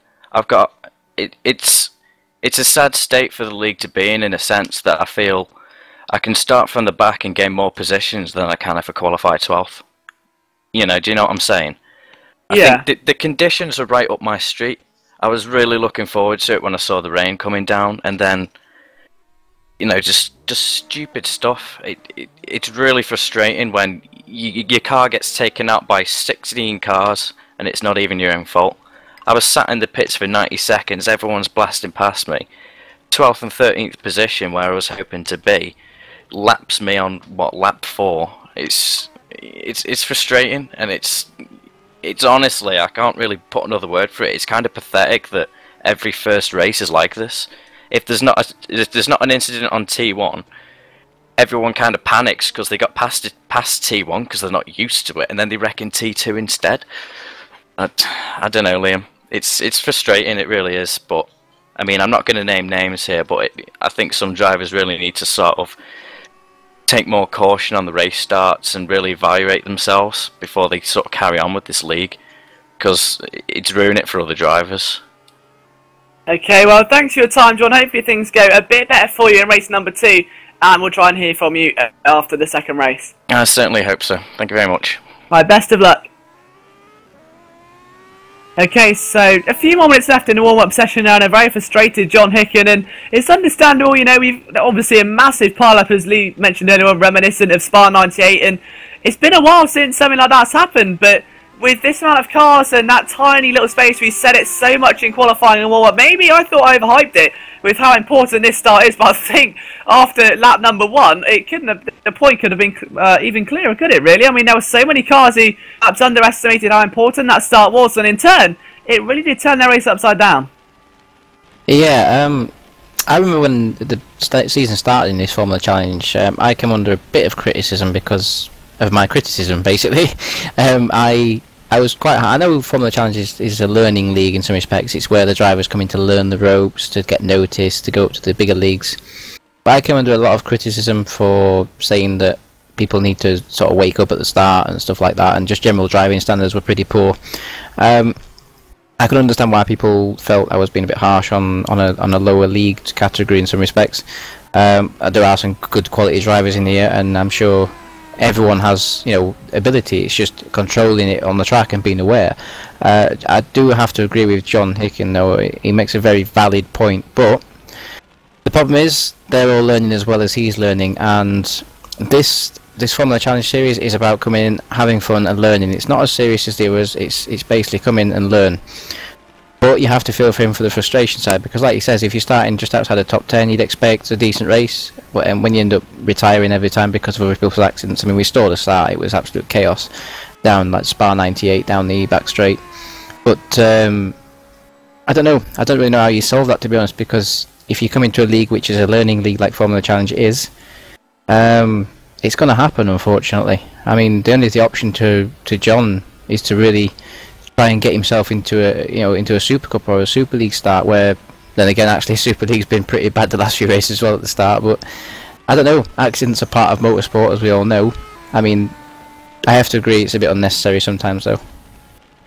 Yeah, exactly. I mean, I think it's the same with anything. If you go, for instance, into a rookie race in iRacing, 80% of the time you're going to end up in an accident. I mean, you know, okay, might not be your fault a lot of the time, but for me, especially on the Legends on the ovals, I mean, there were so many cars just flying off all the time. It becomes a survival race, and obviously that's a bit more drastic than what we've seen here today. But if you go into a rookie series where you're trying to make a name for yourself in the lower divisions, you want to try and push your way to the top of the ladder, then you need to try and get yourself up in towards, you know, the very top of the field. And accidents are going to happen. It's just a part of the series, and it's just down to each and every driver. You know, the drivers naturally that aren't quick enough, or they keep getting taken out, or they keep causing other incidents, then they won't be in the league for long. They're either going to get themselves disqualified, they're going to get themselves in trouble with the admins, or they'll just leave the league out of frustration or because they can't go anywhere. And it's the ones that stick around, stay dedicated and work through those incidents, through the hard times, and push themselves in towards some points finishes, who are really going to make it here in the GPVWC and get themselves into the two higher divisions. I agree to some extent, but also I disagree in other ways, because it always seems to be, again, I don't want to name any names, but as John alluded to, it always, I mean, I'm just basing this on my experience, I'm not criticising anyone in Formula Challenge as such. In Super League, for example, at Silverstone, I got through the first start pile-up, which you might have seen, and I came out in 4th position. The second start, when it was restarted, I got smashed out, there was no restart. Now, that's fair enough, you know what I mean, that's just how it goes. But I felt like John does now, I felt like, well, hang on, you know, I did a good job both times, I was careful, but I got taken out because of someone else's mistake. As did others, it wasn't just me, so, but it happens, and I just sat there and thought, well, what can I do about it, really? I mean, I used to get really annoyed over that sort of thing. Now there's not really much point, there's not much I can do about it, but the only thing I will say is, it always seems to be the same people doing these things. And I think that's what people need to take a look at, is to say, look, you know, it's not about how fast you are. That's the thing. That's what we've got to remember. I mean, look, Alex Young, for example, in real life, Formula 1, and people like UJE Day and people like that. Even though they were slow, they didn't cause accidents as such, if you know what I mean. Alex Young didn't cause mass pileups in lap 1, turn 1, and things like that. He just went about his own business, did his own thing. And that's because he had awareness in some respects, and that's all you need. Even if you're 10 seconds a lap slower than the leader, that doesn't make a difference. That doesn't cause accidents. What does cause accidents is poor awareness, you know, spatial awareness. It's basically when you're cruising around and you're not fully in control of your own car, therefore how can you concentrate on someone else? You know what I'm saying? If your leaders are coming up behind you, and you're struggling so hard, you're 110% committed to just keeping your car on the track, how can you have that extra percentage to be able to concentrate on where the other cars are as well? And that's what causes the accidents. And I think you see quite a lot of it in real life, and one of the biggest things is what makes, I think a lot of people in commentary have said it before in real life on Formula 1, is that the good drivers always have an extra 10-15% available to them. If you know what I mean, when you're going round, you always have an extra 10 or 50% available to you. You're not fully 100% committed with the car, and that's the difference between the top drivers and the bottom drivers, is the fact that they haven't got anything extra to give and be able to concentrate more. Yeah, that's a very good point, and another good point that made by one of the drivers, and just take a look, I think it was Riku Sarpia, said he watched a replay and actually both first corner incidents were caused by ghost contact. Now, we're not sure if there's any validation in that, having actually not watched the replay back, but if that's true, then it could just be, you know, a lag issue or something that spiraled out of control, and, you know, obviously the chain reaction started. But we'll see what happens during race number 2. The drivers just quickly getting into position. We've got 45 seconds left on the warm-up session before we get back here into racing conditions at Spa. Now, I think drivers maybe will be a little bit more conservative this time, but there's always going to be contact, I think, when you've got that amount of know, drivers are in the field, they'll start very close to the first corner. It's a very difficult first corner. It doesn't matter what series it is, if it's a GT series, an open wheel series, you know, you can even put NASCAR on there probably, and there would be contact, because it's just the nature of the circuit and it's going to happen. It's just down to the driver as to how much of it happens and if it's going to be contact which, you know, enables wings to start flying off and that sort of thing. So we'll wait and see what happens in race number 2, but I think the drivers may be a little bit more conservative and not go on the assault from the get-go this time. Yeah, definitely. I mean, if it was caused by lag, fair enough. But I mean, you see some things in that. I mean, like for example, that I can't remember his name. Was it Benham? That was it. Benham when he took out our pole position man last race. That sort of thing. That's the awareness. You know what I'm saying? Because he was looking behind him and he wasn't fully in control of his own car. As soon as he had to take his eyes off his own car, he lost control. And that's because he hasn't got, well, at the moment he hasn't got that extra percentage in him to be able to look behind and say, oh, I can judge this and I can get the leaders past me. And that's not having a go at Davey either. I'm not trying to insult him in any way. I'm just saying, at the moment, that sort of driving, you know, it needs to be looked at as such, because maybe he just needs help with that. You know, it's very easy to position your car. I've been lapped before, you know, everyone's been lapped at some point, and it's very easy. All you do is think about it. If you were in that situation where you were wanting to get past a back marker, what would you want to happen? And the easiest thing they can do is just get off the racing line in a straight line at full speed and let you past. The worst place you can do it is in braking zones and acceleration zones, because that's when you don't know what another car's going to do. Especially in acceleration zones, that's the worst place anyone can try and let you pass, because it's just confusing. The best place to do it, back straight, main straight, any straight, and it works every time. And I have to apologise as well, because I made a boo-boo at the beginning, sorry, in the end of last race, by saying that 50th position would be pole position. Of course, it's a random grid. So obviously we have the grid set out now, so Gexella doesn't start P1, he starts P9, and I'm sure Liam will take you through the grid now. Indeed I will, so they're going to set off quickly on their formation lap. It's going to be James Ross for the Edinus engineering team that starts himself on pole position. So he's going to be looking fairly confident now, and I think as well, that's a double Edinus pole position this race. So I think that's the first time we've seen that all season, if I'm not mistaken, where two teammates have got themselves on pole, so one race of one teammate, second race the other. Pedro Mellin for Multi-21 starts in P2, so that's what I was saying earlier, didn't quite have the best qualifying session or the best race, but in turn it's rewarded him with a great start for race number 2. We've got Oskari Kantonen in P3, Chris Williamson for Racing Team Schroten starts in 4th position in front of Tom Jacobs and James Kirk, who round out row 3 of the grid. Kirk starts in front of his compatriot teammate as well, Simon Smith. So, little commentator duo there in P6 and 7. Miko Tamala, P8 with Gagzella, as we said, in P9. More importantly for him, though, he's well in front of Dave Fiddick at this stage. Matt Richards starts in P10. Todor Pangev in 11th with Scott Cervic and Mike Bell in 12th and 13th. Robert Wiesemuller behind his teammate on the 7th row of the grid with Cameron Brewster, Miko Yakonen, Matt Click and Ben Warren in 18th position. Dave Fiddick all the way down in 19th with Dewey Tapper, our race winner from last time round, in P20. We got P21 there, of course, of Bricale, the man who was in a bit of an incident in the race 1 there with Manuel Gagzella. We got Wipke Herkstra 22, Lewis McGlade there in 23rd, Martin Palm 24th with Dave Simmons in 25th position. Jeff Cable sits on row 13 in front of Kaigalo, John Hicken, Hansko Mebius, Riku Sarpia, Davey Benham, Paul Joseph, Javier Di Carvalho and Lars Brunkman. And importantly for John as well, I think it's going to be very interesting for him now, because he starts at the back of the field. So if he wanted to, he could just let off through turn 1, let everyone go, and then try and pick up the pieces. That's what I would do personally if you're frustrated with the race starts. Just really lift off on the way down to turn 1, get out of everyone's way, let them all go through, and then go through slowly after and weave your way through the carnage if there is any. If you're at the back, yes. I mean, obviously if you're up front, don't do that, because that'll probably cause an accident. But I have to apologise. I could have helped you with the second half of the grid there. I was going to jump in, but then I saw some of the names that are in the second half of the grid, and I think the chances of me pronouncing them right are about the same as us getting a clean start in race 2. So I decided to just let you do the rest of the grid, since you're familiar with the drivers. But one guy to watch this race, I'm going to put my money on Kantonen in P3, because I think he's the only driver in the top 10 who really had any pace to win the first race, if you know what I mean. So if he gets a good start, gets away, I think my money's on him. Yeah, I'll have to wait and see. Of course, his teammate being in front is going to help him a lot. We've got Pedro Milim as well, who we've seen in the past, very, very talented racer. He's raced in many different leagues in his time, and he's come here today at Spa for Multi-21 Racing, and it will be interesting to see what he can produce from that grid position. We've seen what he can do in the past here. Turkey was a fond memory, and we'll see what he can do as he lines up on the grid. He's currently, as we say, in a bit of an Edinist sandwich at the moment. Koturnin, who didn't unfortunately get the best start last time round, and then that race kind of backhilled all the way down, and he ended up in a very big problem with a couple of incidents, one of his own and one of course by Davy Benham. But now as the cars make their way onto the grid spots and through the bus stop chicane, now the tension rises again. This time it is a dry start as Pangev gets very up close and personal there to Scott Cervik's Optimum Sim Racing. Indeed, I'm going to keep an eye on Fiddick as well, obviously, if you want to watch the front. I'm going to keep an eye on Fiddick, who's starting 19th, because it's crucial that he gets off the line well and gets some positions into turn 1.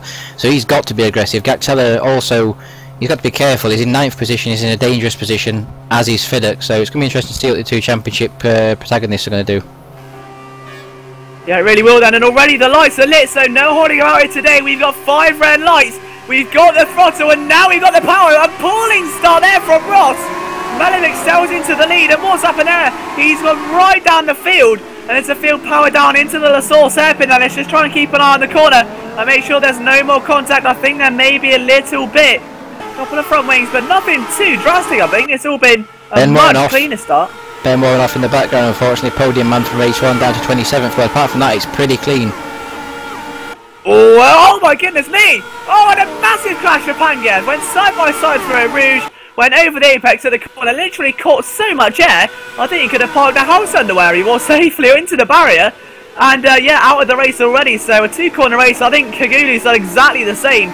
So unfortunately, Kaigolo has not done the best weekend of his life so far. And just taking a look there going into Lacoon, we've got 2 teammates of Carvalho and Sarpia going side by side, but a much cleaner start, it's got to be said. There was a lot less contact, a lot more conservative driving, but Koturnin is in the lead. The pole sitter from race 1 has got himself into the lead. Pedro Melin stays second. Kirk up to a very impressive 3rd position. Tom Jacobs 4th, and Matt Richards rounding out your top 5. Yeah, there were quite a few drivers off in the mid-sector then. Benham, Joseph, Simmons, Hoekstra, Cable, McNaughton, usually front runners as well, McNaughton for Storm, so another bad race for Storm.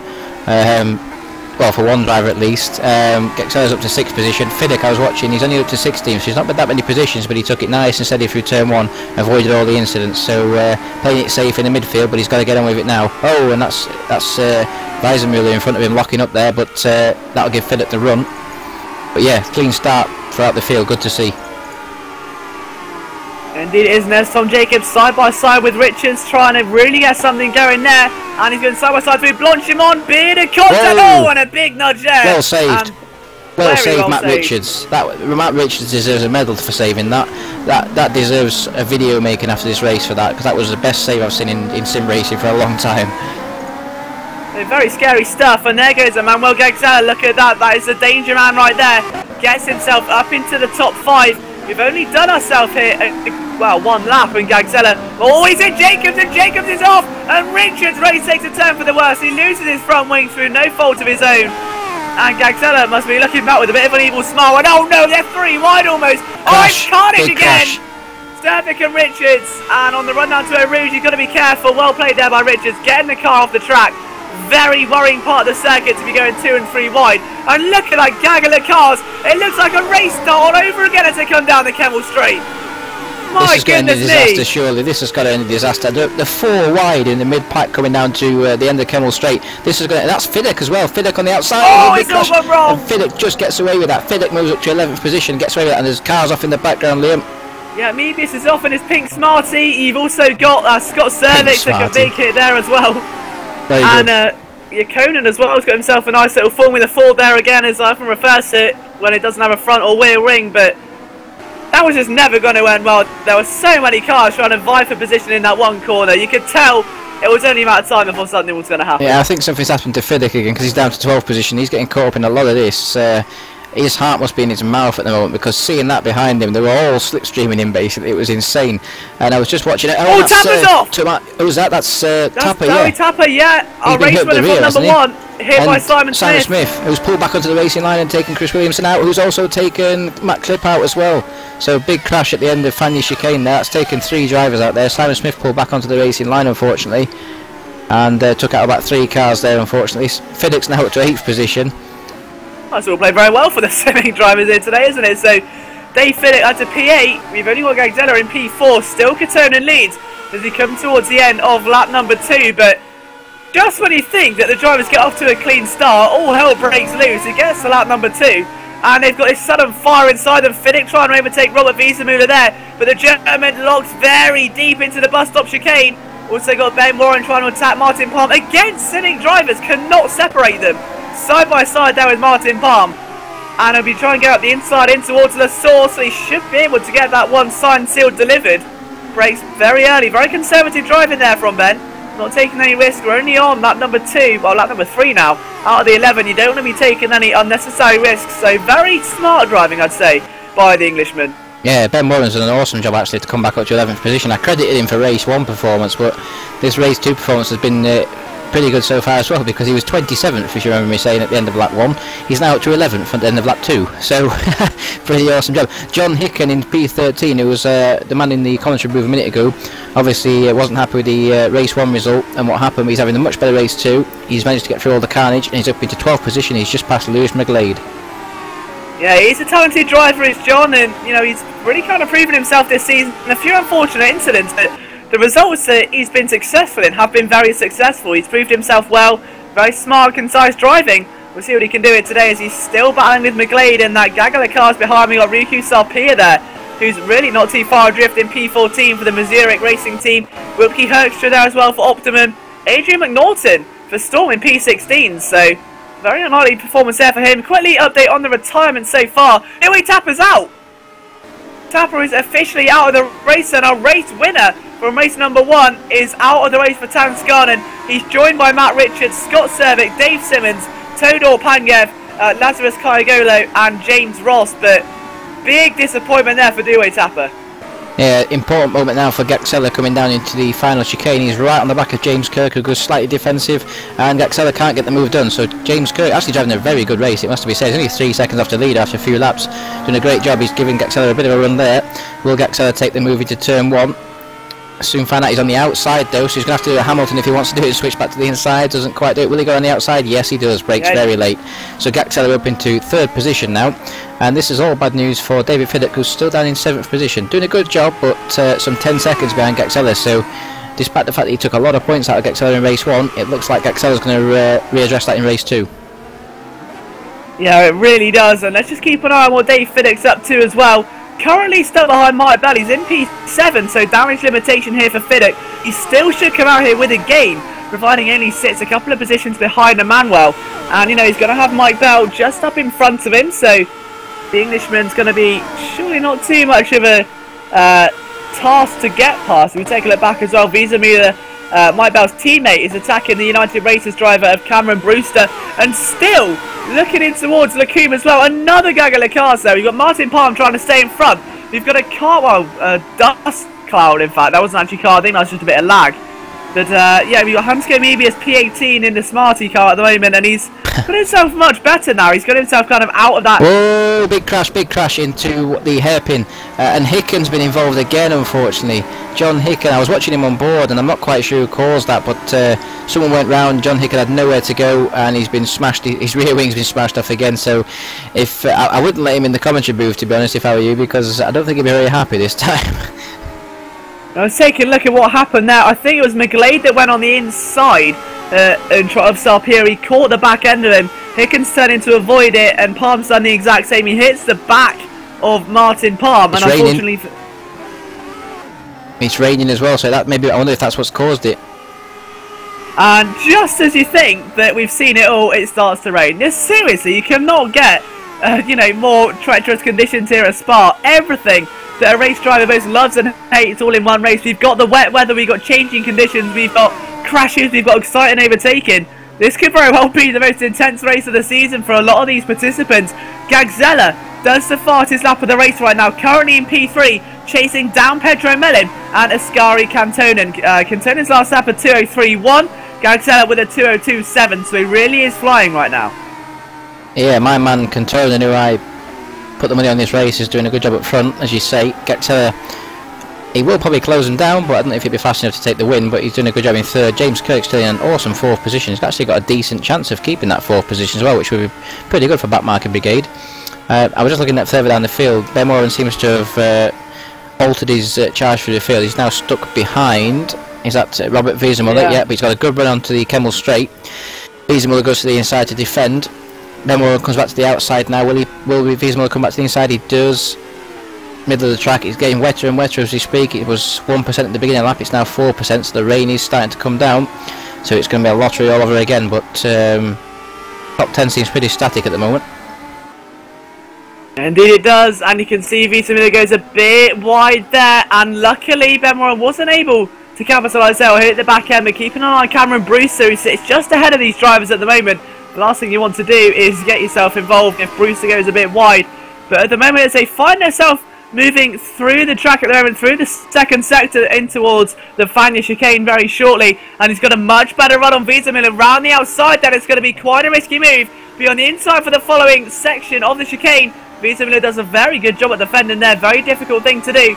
Warren should get the cutback, but he doesn't quite get the acceleration he needs. And as they go in towards Stavolo in a minute, and a bit of a twitchy moment there for Robert Wiesemuller, and Warren's capitalised. And as they go in towards Stavolo, it's signed, sealed, delivered, I think. But no, he's gone too wide, and look at that, Wiesemuller's come back, the rain's pouring down now at the back end of the Spa-Francorchamps circuit. Warren comes back, scratching his head, and he somehow has got work left to do. Yeah, that'll start. I mean, Warren, he had the move done in some respects. Obviously the rain caught him out because he went off the track and understeered off, but that all started by getting Wiesemuller out of position through Pouon. And then Ben Warren just set it up for the exit of the straight. Now, had he completed that move, that would have been the perfect way to create an overtaking chance, and that's to get someone off the line, off the racing line, get them out of position. You saw he never was able to return to his racing line throughout the next 3 or 4 corners, all the way into the back straight. So Wiesemuller, once you're out of position, that's it. You're going to get mugged. But this time, the rain, I think, helped him there, because Ben Warren didn't realise how little grip there was on the exit there.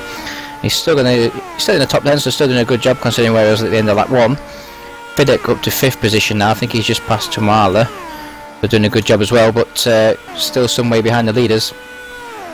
I'll tell you what as well, just taking a look on board with Wiesemuller there through turn 1, it really did quite shock me. He came out of the source, and on the run down to Eau Rouge, his wheel was over the white line. It was almost scraping the barrier. I've never seen a driver run that close to the barrier coming down that straight. That is very, very risky stuff. Yeah, I'd noticed that actually in some respects on board with Ben Warren. He also took a lot of the curb. I don't think he was as close as you saw Wiesemuller get to the barrier, but Ben Warren was also taking a lot of curb. And the reason they're doing that, obviously, is to try and straight line Eau Rouge. The more you can straight line it, the less steering angle you can put into the car, the faster you go in a straight line. So obviously it's a very risky way of doing it, especially in the wet, as Warren gets onto the curb through Pouon, and that's very dangerous, especially in the wet. So yeah, the more you can straight line the car, the better. Yeah, and just to update you on our current DNF list as well, we've got 3 more to add. Both Tanskana Racings are out of the race. Miko Yakonen joins his teammate Dewey Tapper in the garage.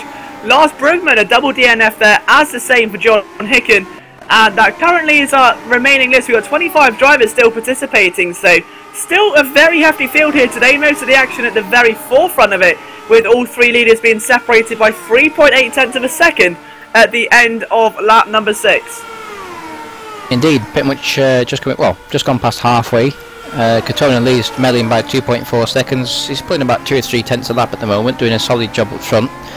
I wish I'd have put some money on him actually now, but instead of just suggesting that he might win this race, because it looks like he's going to. But Gaxella, he's actually closing him down very fast now. Actually, I've just seen that. Gaxella, since it started raining, was taking a lot of time out of both of them. Almost a second a lap in the last few laps, and you can see the gap has come down. He's right on the back actually of Melin, so Gaxella's absolutely flying. That's really surprised me, because the gap was huge a minute ago. Yeah, and you can just take a look as well as to how much Gaxella's pushing right now. Melin's got to be very careful, because when you see someone like Gaxella really starting to pull up behind you in your mirrors, it can get quite intimidating. Lee, I'm sure you've been there before when you've got a faster driver slowly catching you lap after lap. How do you react to it? What's the best thing to do? Because obviously you don't want to start overdriving the car. Unfortunately, yeah, I've had that quite often. Faster drivers come at me, trying to pass me. It does happen quite a lot in GPVWC.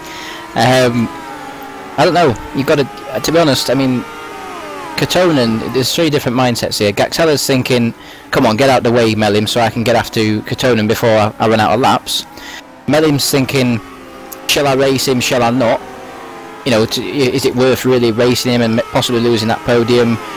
And Kotonen's thinking, I hope them two race each other because they can hold each other up while I try and get this win. So there's 3 different mindsets in 3 different cars there, so it's very interesting. But if you were Meliam now, you'd be thinking, well, the main thing you got to do is block him early, because look, he's got the run already. Gexella's got the run, look at the superior speed. So Meliam's got to make the move now. He's got to stick to the inside. If he's going to defend, he's got to do it now, because Gexella will go down the inside. That's exactly what he's done, but Meliam breaks later, so he holds him off. And the key to defensive driving is to be able to hold the driver off behind early. Don't let them get past you early on, because once they get past you, that's it, they're gone. You've got to hold them off early and don't let them become too comfortable. And Gexella's position, he's got to make the move early, because the longer he stays behind Meliam, the more comfortable Meliam will get. That's very true, and right now the more comfortable Finney's going to get as well, because he currently finds himself a lot closer to, and also actually Ben Warren, what's happened? Oh, Dave Finnick's P5, that's why, so he's not that far behind James Kirk, only a few seconds, about 4, and it's a big gap out there. And there's a big crash. Gexella, Meliam just turned into him. Meliam just turned completely into Gexella. I'm not quite sure what he was doing there, but and now there's been a crash again. Gexella tries to launch it down the inside, and Gexella's off. Gexella's spun. That's going to be damage to the car. I'm not quite sure what Meliam was doing there, but that was, I don't know if he could see or something happened to his game or what, but that was totally out of order in my eyes. He just turned right across on Gexella in the middle of the straight when Gexella was fully alongside him and put him into the wall. So I'm not quite sure what happened there. And you know this is going to benefit more than anyone else in the entire field right now. Going to be the man sat in P5, Dave Fiddick. He's gained a lot of time because of that, and I wonder what the consequences will be for the Portuguese Pedro Meliam. It's been a very unfortunate incident for him there. It's questionable as to what his intentions were. Well, he's lost his front wing. He's lost his front wing as well, Meliam. I didn't see that. Meliam's actually lost his front wing, so that's going to put him out the podium anyway. So it brings me back to what I was saying a minute ago. You remember when I said the mindsets of people, and does Meliam really want to battle him? Well, in hindsight now, he should have just let him go. Because he's lost everything from losing the 3rd place. And what's he doing? He's got us again. What's he doing? What is he playing? Oh, he's really trying to hold him up, isn't he? This is disgraceful. I mean, I don't know what he's trying to do here to Gexella, but I don't know what Gexella's done wrong to Pedro Meliam. But this is bang out of order. I don't care what level of racing it is or how low the competition is, but you don't do that to anyone. That's disgraceful driving. And Meliam goes wide. He's still not giving up though.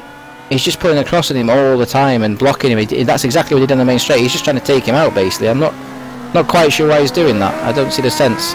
But this puts James Kirk into 3rd position. And Dave Fiddick into P4, and not that far adrift either.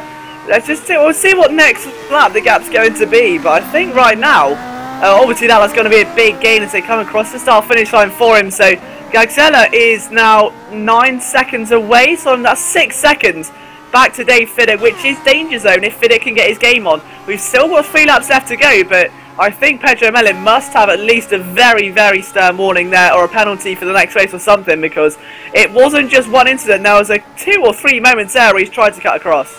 Yeah, to me, I think what Meliam was doing there afterwards was he's trying to blame Gexella for it in the first place, basically. So blocking him by saying, look, why have you done this? Why have you made me lose my front wing? But that all started by Meliam turning into him on the Kemmel Straight.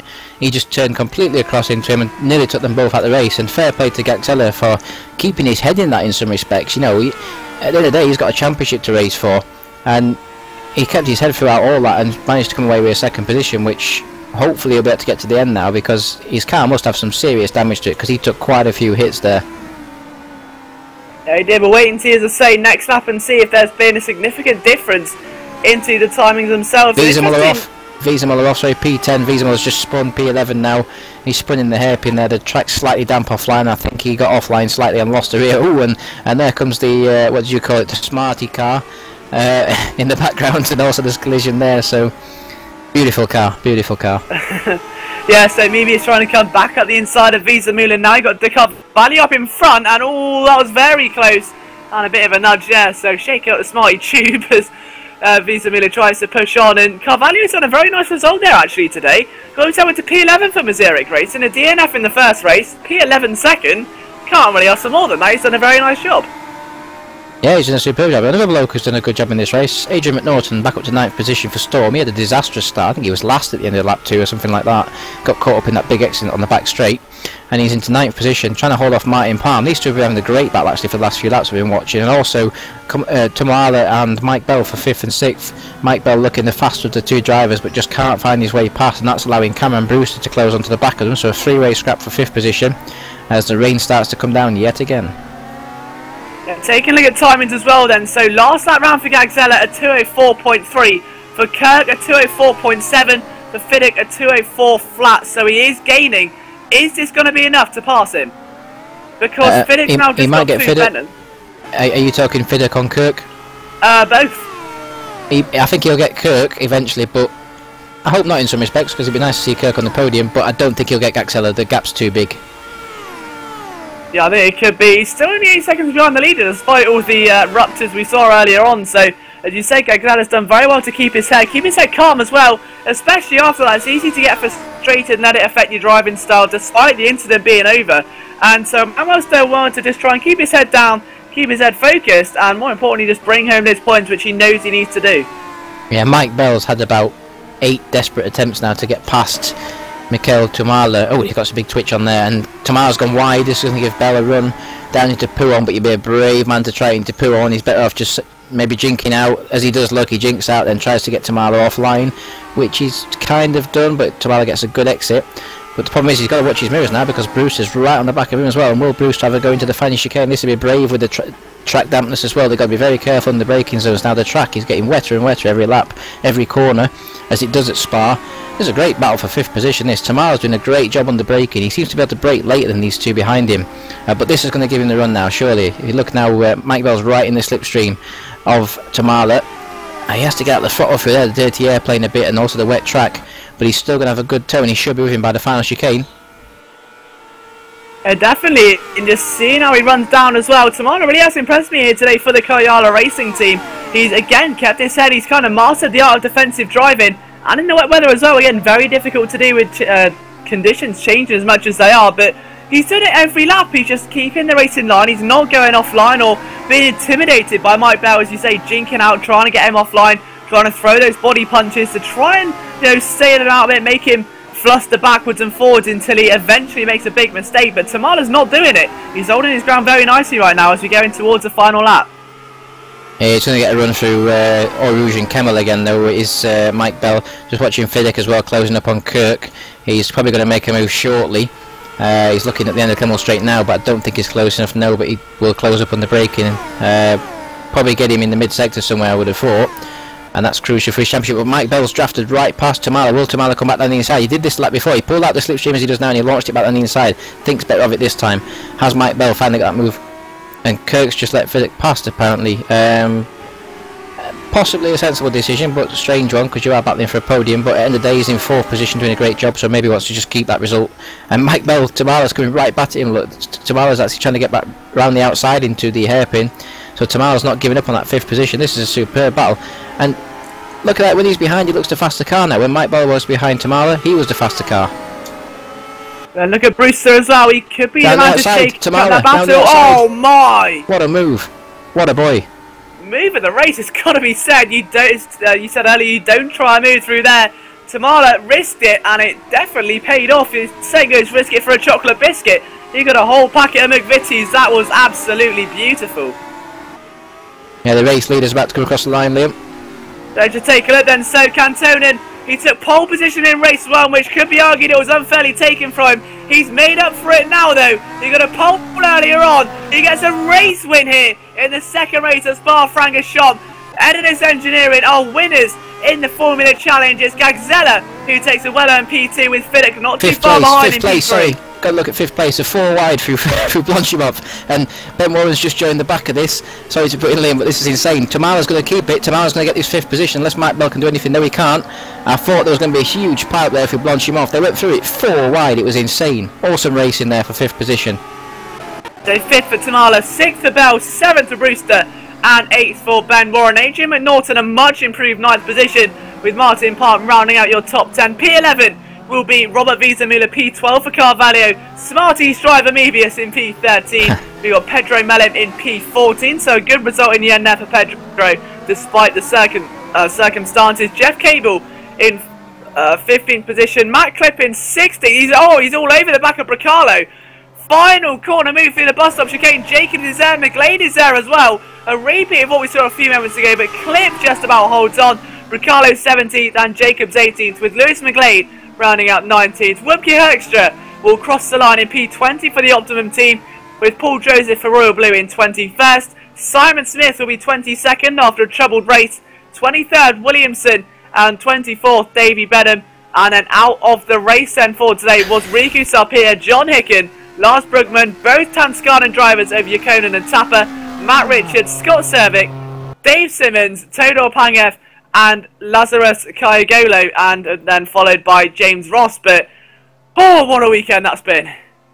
What a race. That second race was superb, absolutely superb. Much cleaner start, more drivers involved in it, more battling throughout the field. That's what we want to see. Race 1 was a bit decimated due to the accident on lap 1, the Spa 98 we saw. But yeah, race 2 was absolutely awesome. I mean, the battle for P5 and P6 at the end was just brilliant, 4 wide. Kotonen just drove brilliantly throughout the race, as I thought he would if he got some clean air up front, and he just took it and he took his opportunity and took the victory. Gaxella, superb drive for the championship. I think Fiddick will be slightly disappointed to have finished behind him in race 2, but I think he's made points up on him overall. I mean, has there been a particular driver that stood out for you over both races today? Say again, sorry? Has there been a particular driver that's stood out to you over both races today? Both races. That's a difficult one, because I think both races have been very opposite. I'd probably say Fiddick for both races for his consistency. And in race 1 it was Benoit. In race 2 I think James Kirk gets my driver of the race in race 2, because 4th position, only 11 seconds off the lead, don't forget. That was a very good result for James.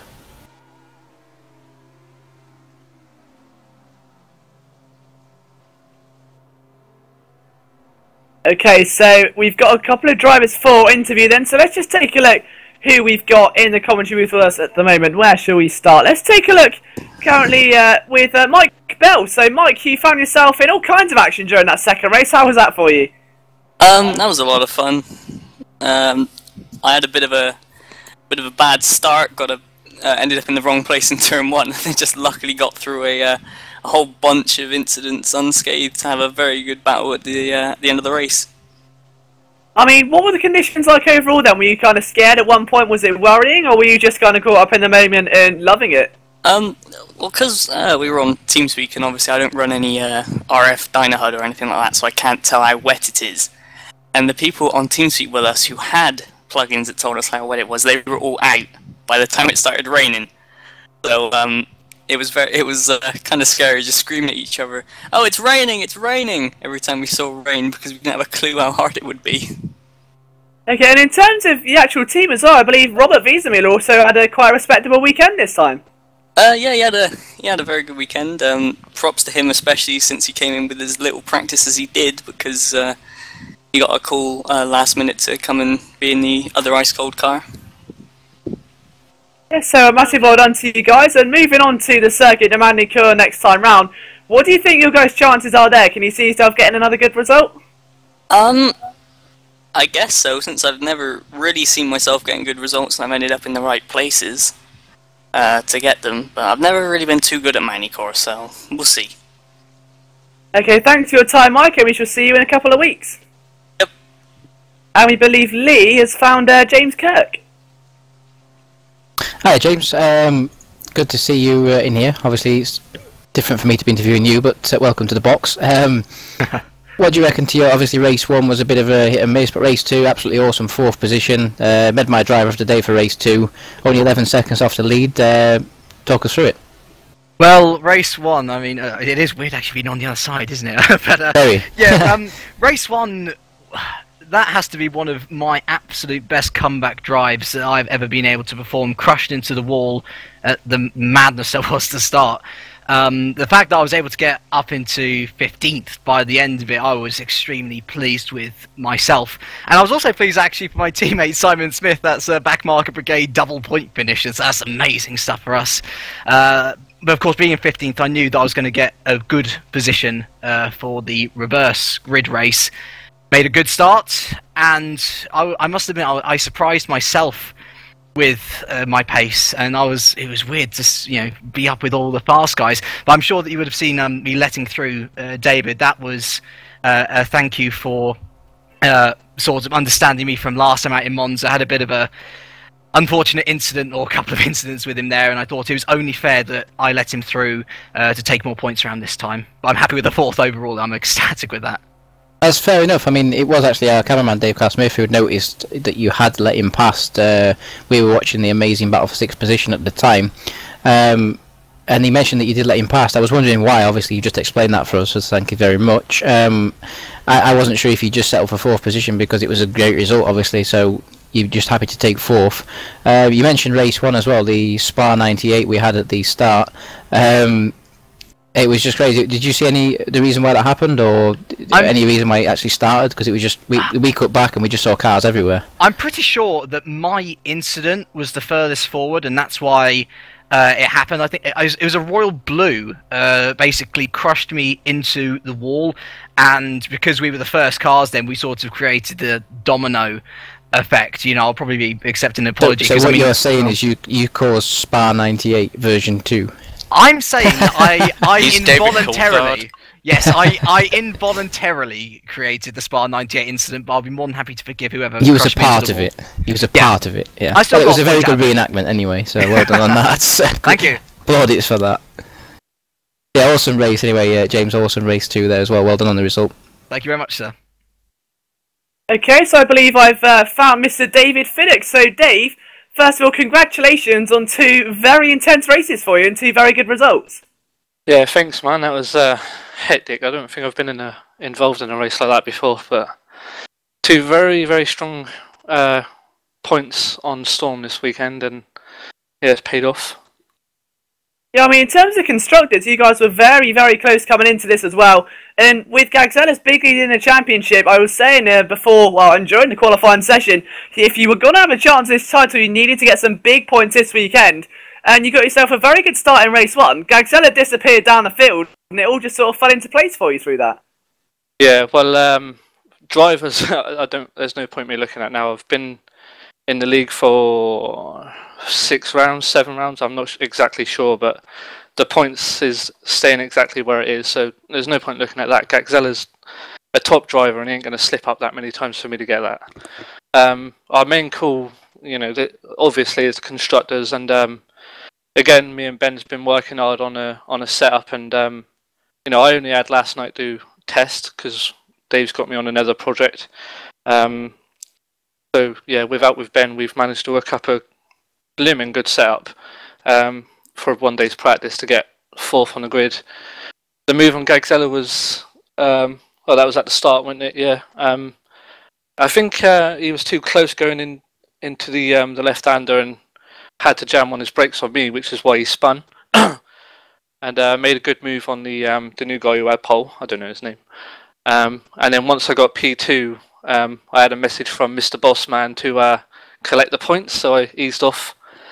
Yeah, to get a good second, and with Ben third, it was perfect for Simic. I always say you guys, almost like Siamese twins at Simic. You always see if one of you's in 4th, the other one will be 5th, 6th, or 7th. You always get the consistency so right. Is there a secret behind that, or is it just you guys are so evenly matched when it comes to every circuit? I'm not sure, to be honest. I mean, we work together a lot.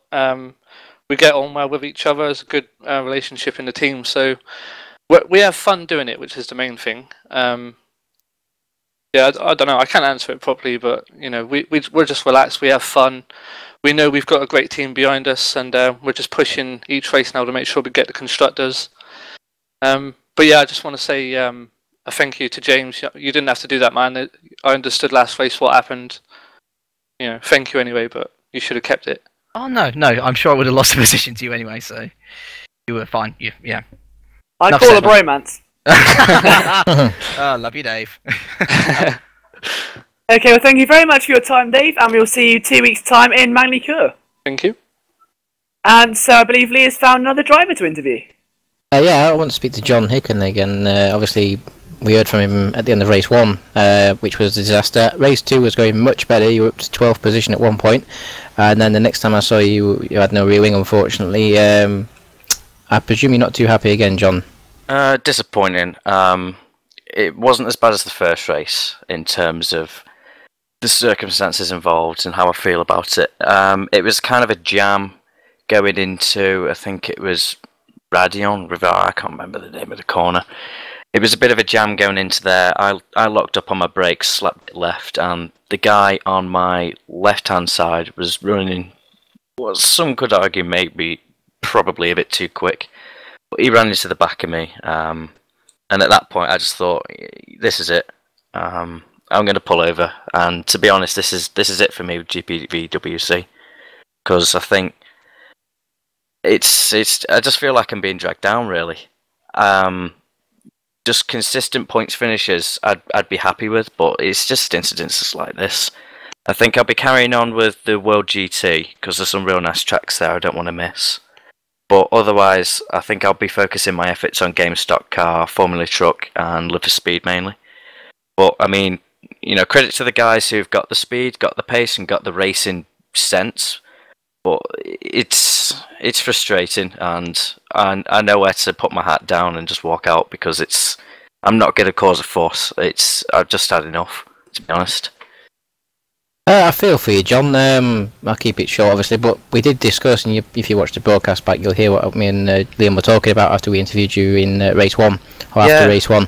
And I was very sympathetic towards you because I've been in the same circumstances before. I think everyone's been in that same circumstance before, where you get taken out and you just feel like every week all the effort you put in is wasted because of someone else. So I really do agree with your comments in some respects, and I did actually make a point on that. Like I say, you can listen to later. One thing I would say is just, don't give up, man. Seriously, I've quit many times in the past and walked away, and after about a few days you think, have I done the right thing? Things will turn good for you eventually, man. I understand. That's why I'm going to be focusing on sort of higher quality leagues, really. I mean, no disrespect to Dave and all those guys, but the quality of driving I don't feel like dragging the team name through it. Like Infinity, we've got a really good team name in LFS and a really good reputation in iRacing. And the guys there put so much work in, and I don't want to let them down by sort of tarnishing the team name with sort of petty stuff in R Factor, really. I mean, I really like R Factor. It's an awful shame, but I think it's time to move on to better things, so that'll be me. Well, thank you for that anyway, John. I wish you all the best with whatever you do, and just, once again, don't give up, mate. Okay, thank you very much. Okay, and also currently joined by Optimum driver Scott Cervic at the moment. And Scott, again, you've had a bit of a varied weekend this weekend at Spa. Yeah, well, gotta say I'm a bit mixed feelings at the moment. I'm really happy with the 9th place I got in race. Was it 9th in race 1, and appointment of DNFing in race 2. It's not very good for my championship, which is frankly quite weak at the moment. But it's just about moving on from here. Just talk us through what happened in race 2 then. What actually went wrong? Well, as we were going out of the first corner, La Source, I got passed by Tapper, and Matt Richards fortunately had a problem with his wheel, which meant that he just lost all control and hit me. We talked about it, and I understand his problem, but really it's a bit frustrating. But I can understand him. Okay, so obviously looking forward to Magny-Cours then. Again, Optimum had a bit of a topsy-turvy weekend. Do you think that Magny-Cours could be the weekend we flatten out and get 2 very good consistent results? I hope so. I was hoping that Spa would be that, but I don't know. We've had that. We've been quite inconsistent lately in between races, so I'm not really sure. Although we might have a good chance. I don't know if Wopke will be. Well, I don't know if Wopke will even be racing. I hope he does, but I just hope he can come back to his more speed, Magny-Cours compared to here, but more luck as well. I don't really think that I will be doing anything special. I don't know, but Magny-Cours is. I love that track, but I don't feel like I'm going to be very fast around there. Okay, well, there's only one way to find out. We wish you the best of luck, and we'll hopefully talk to you in 2 weeks' time. Right, thank you. And I believe Lee's found a special driver with us today, possibly the second Backmarker Brigade driver. Yeah, that's Simon Smith, obviously another commentator. I seem to be interviewing all the commentators today, which is nice to be on the other end.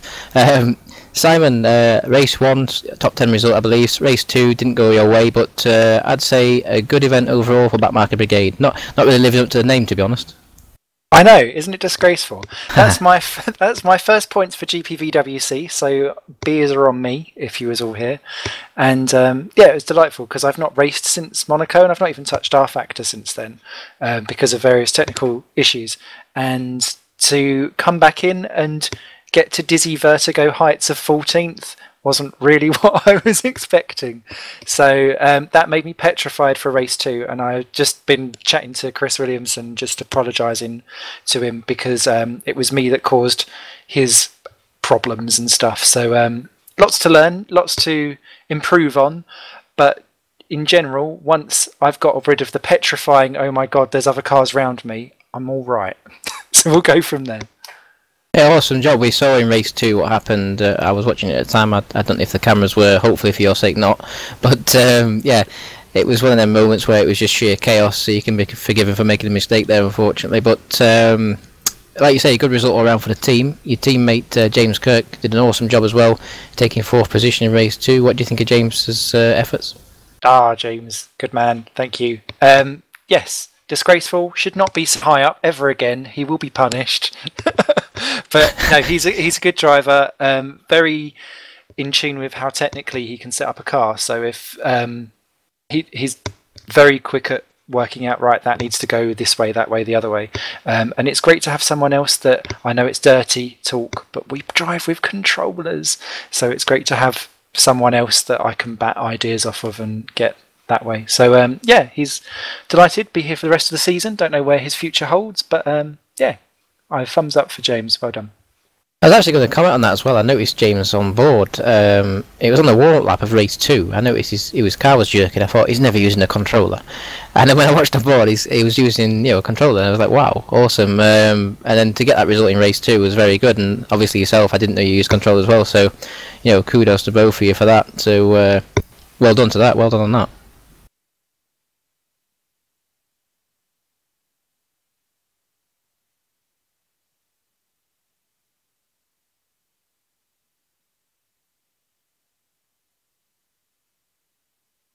I think that's it. I think we've got one more driver to talk to before we call it a day, and that is Javier de Carvalho. Now, Javier, you got a DNF in race number 1, but a complete overhaul in race number 2. So just talk us through your topsy-turvy weekend. Yeah, I mean, this weekend was a bit different to what happened in the last weekend, which was probably, it was actually my first GPVWC event. So yeah, this is the race 2 today was only the 3rd race I've had in this car. Didn't have much practice. I mean, I only really got into the car this afternoon, actually. And was setting some alright-ish times. When it came to quali, I just couldn't put it together. And in race 1, was quite low down on the field. Quite disappointed with that. And obviously not an ideal place to be when you're racing in a field of about 40 cars. Yeah, race 1... I think just going down the second straight, coming out of turn 1, there was a bit of an issue with some of the cars. They were disappearing left, right, and centre, and there was a couple of incidents. Myself and Lars Bruchmann just got involved in one of those incidents, and yeah, the car was sort of broken beyond repair for me. Wasn't really turning nicely, so decided to get off, get out of people's way. Then came back for race 2. And obviously sitting in, I think it was 30th position, I'm not quite sure. Trying to just get back up the field. I mean, the goal for today was to get as much points as we could for the team. I mean, Mike had spoken to me earlier. I mean, I didn't even know if I was going to race today. To be honest, I had a couple of technical issues, and also the reason why I didn't get much practice. But yeah, Mike just came on earlier and said, you know, he's expecting points, and I think I'm a bit disappointed that I didn't deliver today. You know, and I didn't reach the goal. But yeah, race 2, I had a very nice sort of battle with. I'm not too familiar with the people's names, but I do know Rob Wiesenmuller and Lars Bruchmann. For a while, we were having a nice battle, and I think right at the end, I tried to get up the inside of Rob, and I'm not sure if I tagged him or anything, but I don't think he was sort of impeded in any way. But yeah, I think we had a great battle, and race 2, making up as many positions as I did, I didn't really expect it. But yeah, I'm happy-ish with the results. Obviously disappointed that we didn't get points, but happy-ish, yeah. Okay, well, we'll look forward to seeing you in Magny-Cours, and hopefully you'll be happier and have 2 very good results again. So thank you very much, Javier, and we'll see you in 2 weeks. Yeah, thanks. And so I think that just about rounds it up then. So a massive thank you to my co-commentator Lee Morris for helping me call the action today. It's been great to see you back. Yeah, it's been absolutely awesome to be back. I've just got to thank once again, I think it's specifically Dave really who's offered me this position tonight to do this again. It's been a fair few months since I did the last commentary for GPVWC, and I hope tonight people see a different side of me and not the side that was commentating before, because it was very negative me. I really enjoyed it tonight, really awesome racing, great to commentate with you as always, Liam, so just a big thank you to everyone once again, and well done to everyone who took part. Yeah, thanks to Dave as well for doing the cameras for us tonight. But that's us from here today at Spa-Francorchamps. We will see you in 2 weeks' time at the circuit of Magny-Cours. But that's not all your action for the GPVWC this weekend. You've obviously got your Super Cup and your Super League to come this week. So your GPVWC action is not quite over yet. But from ourselves, we'll see you in 2 weeks' time at Magny-Cours. Thanks for watching, guys, and see you then.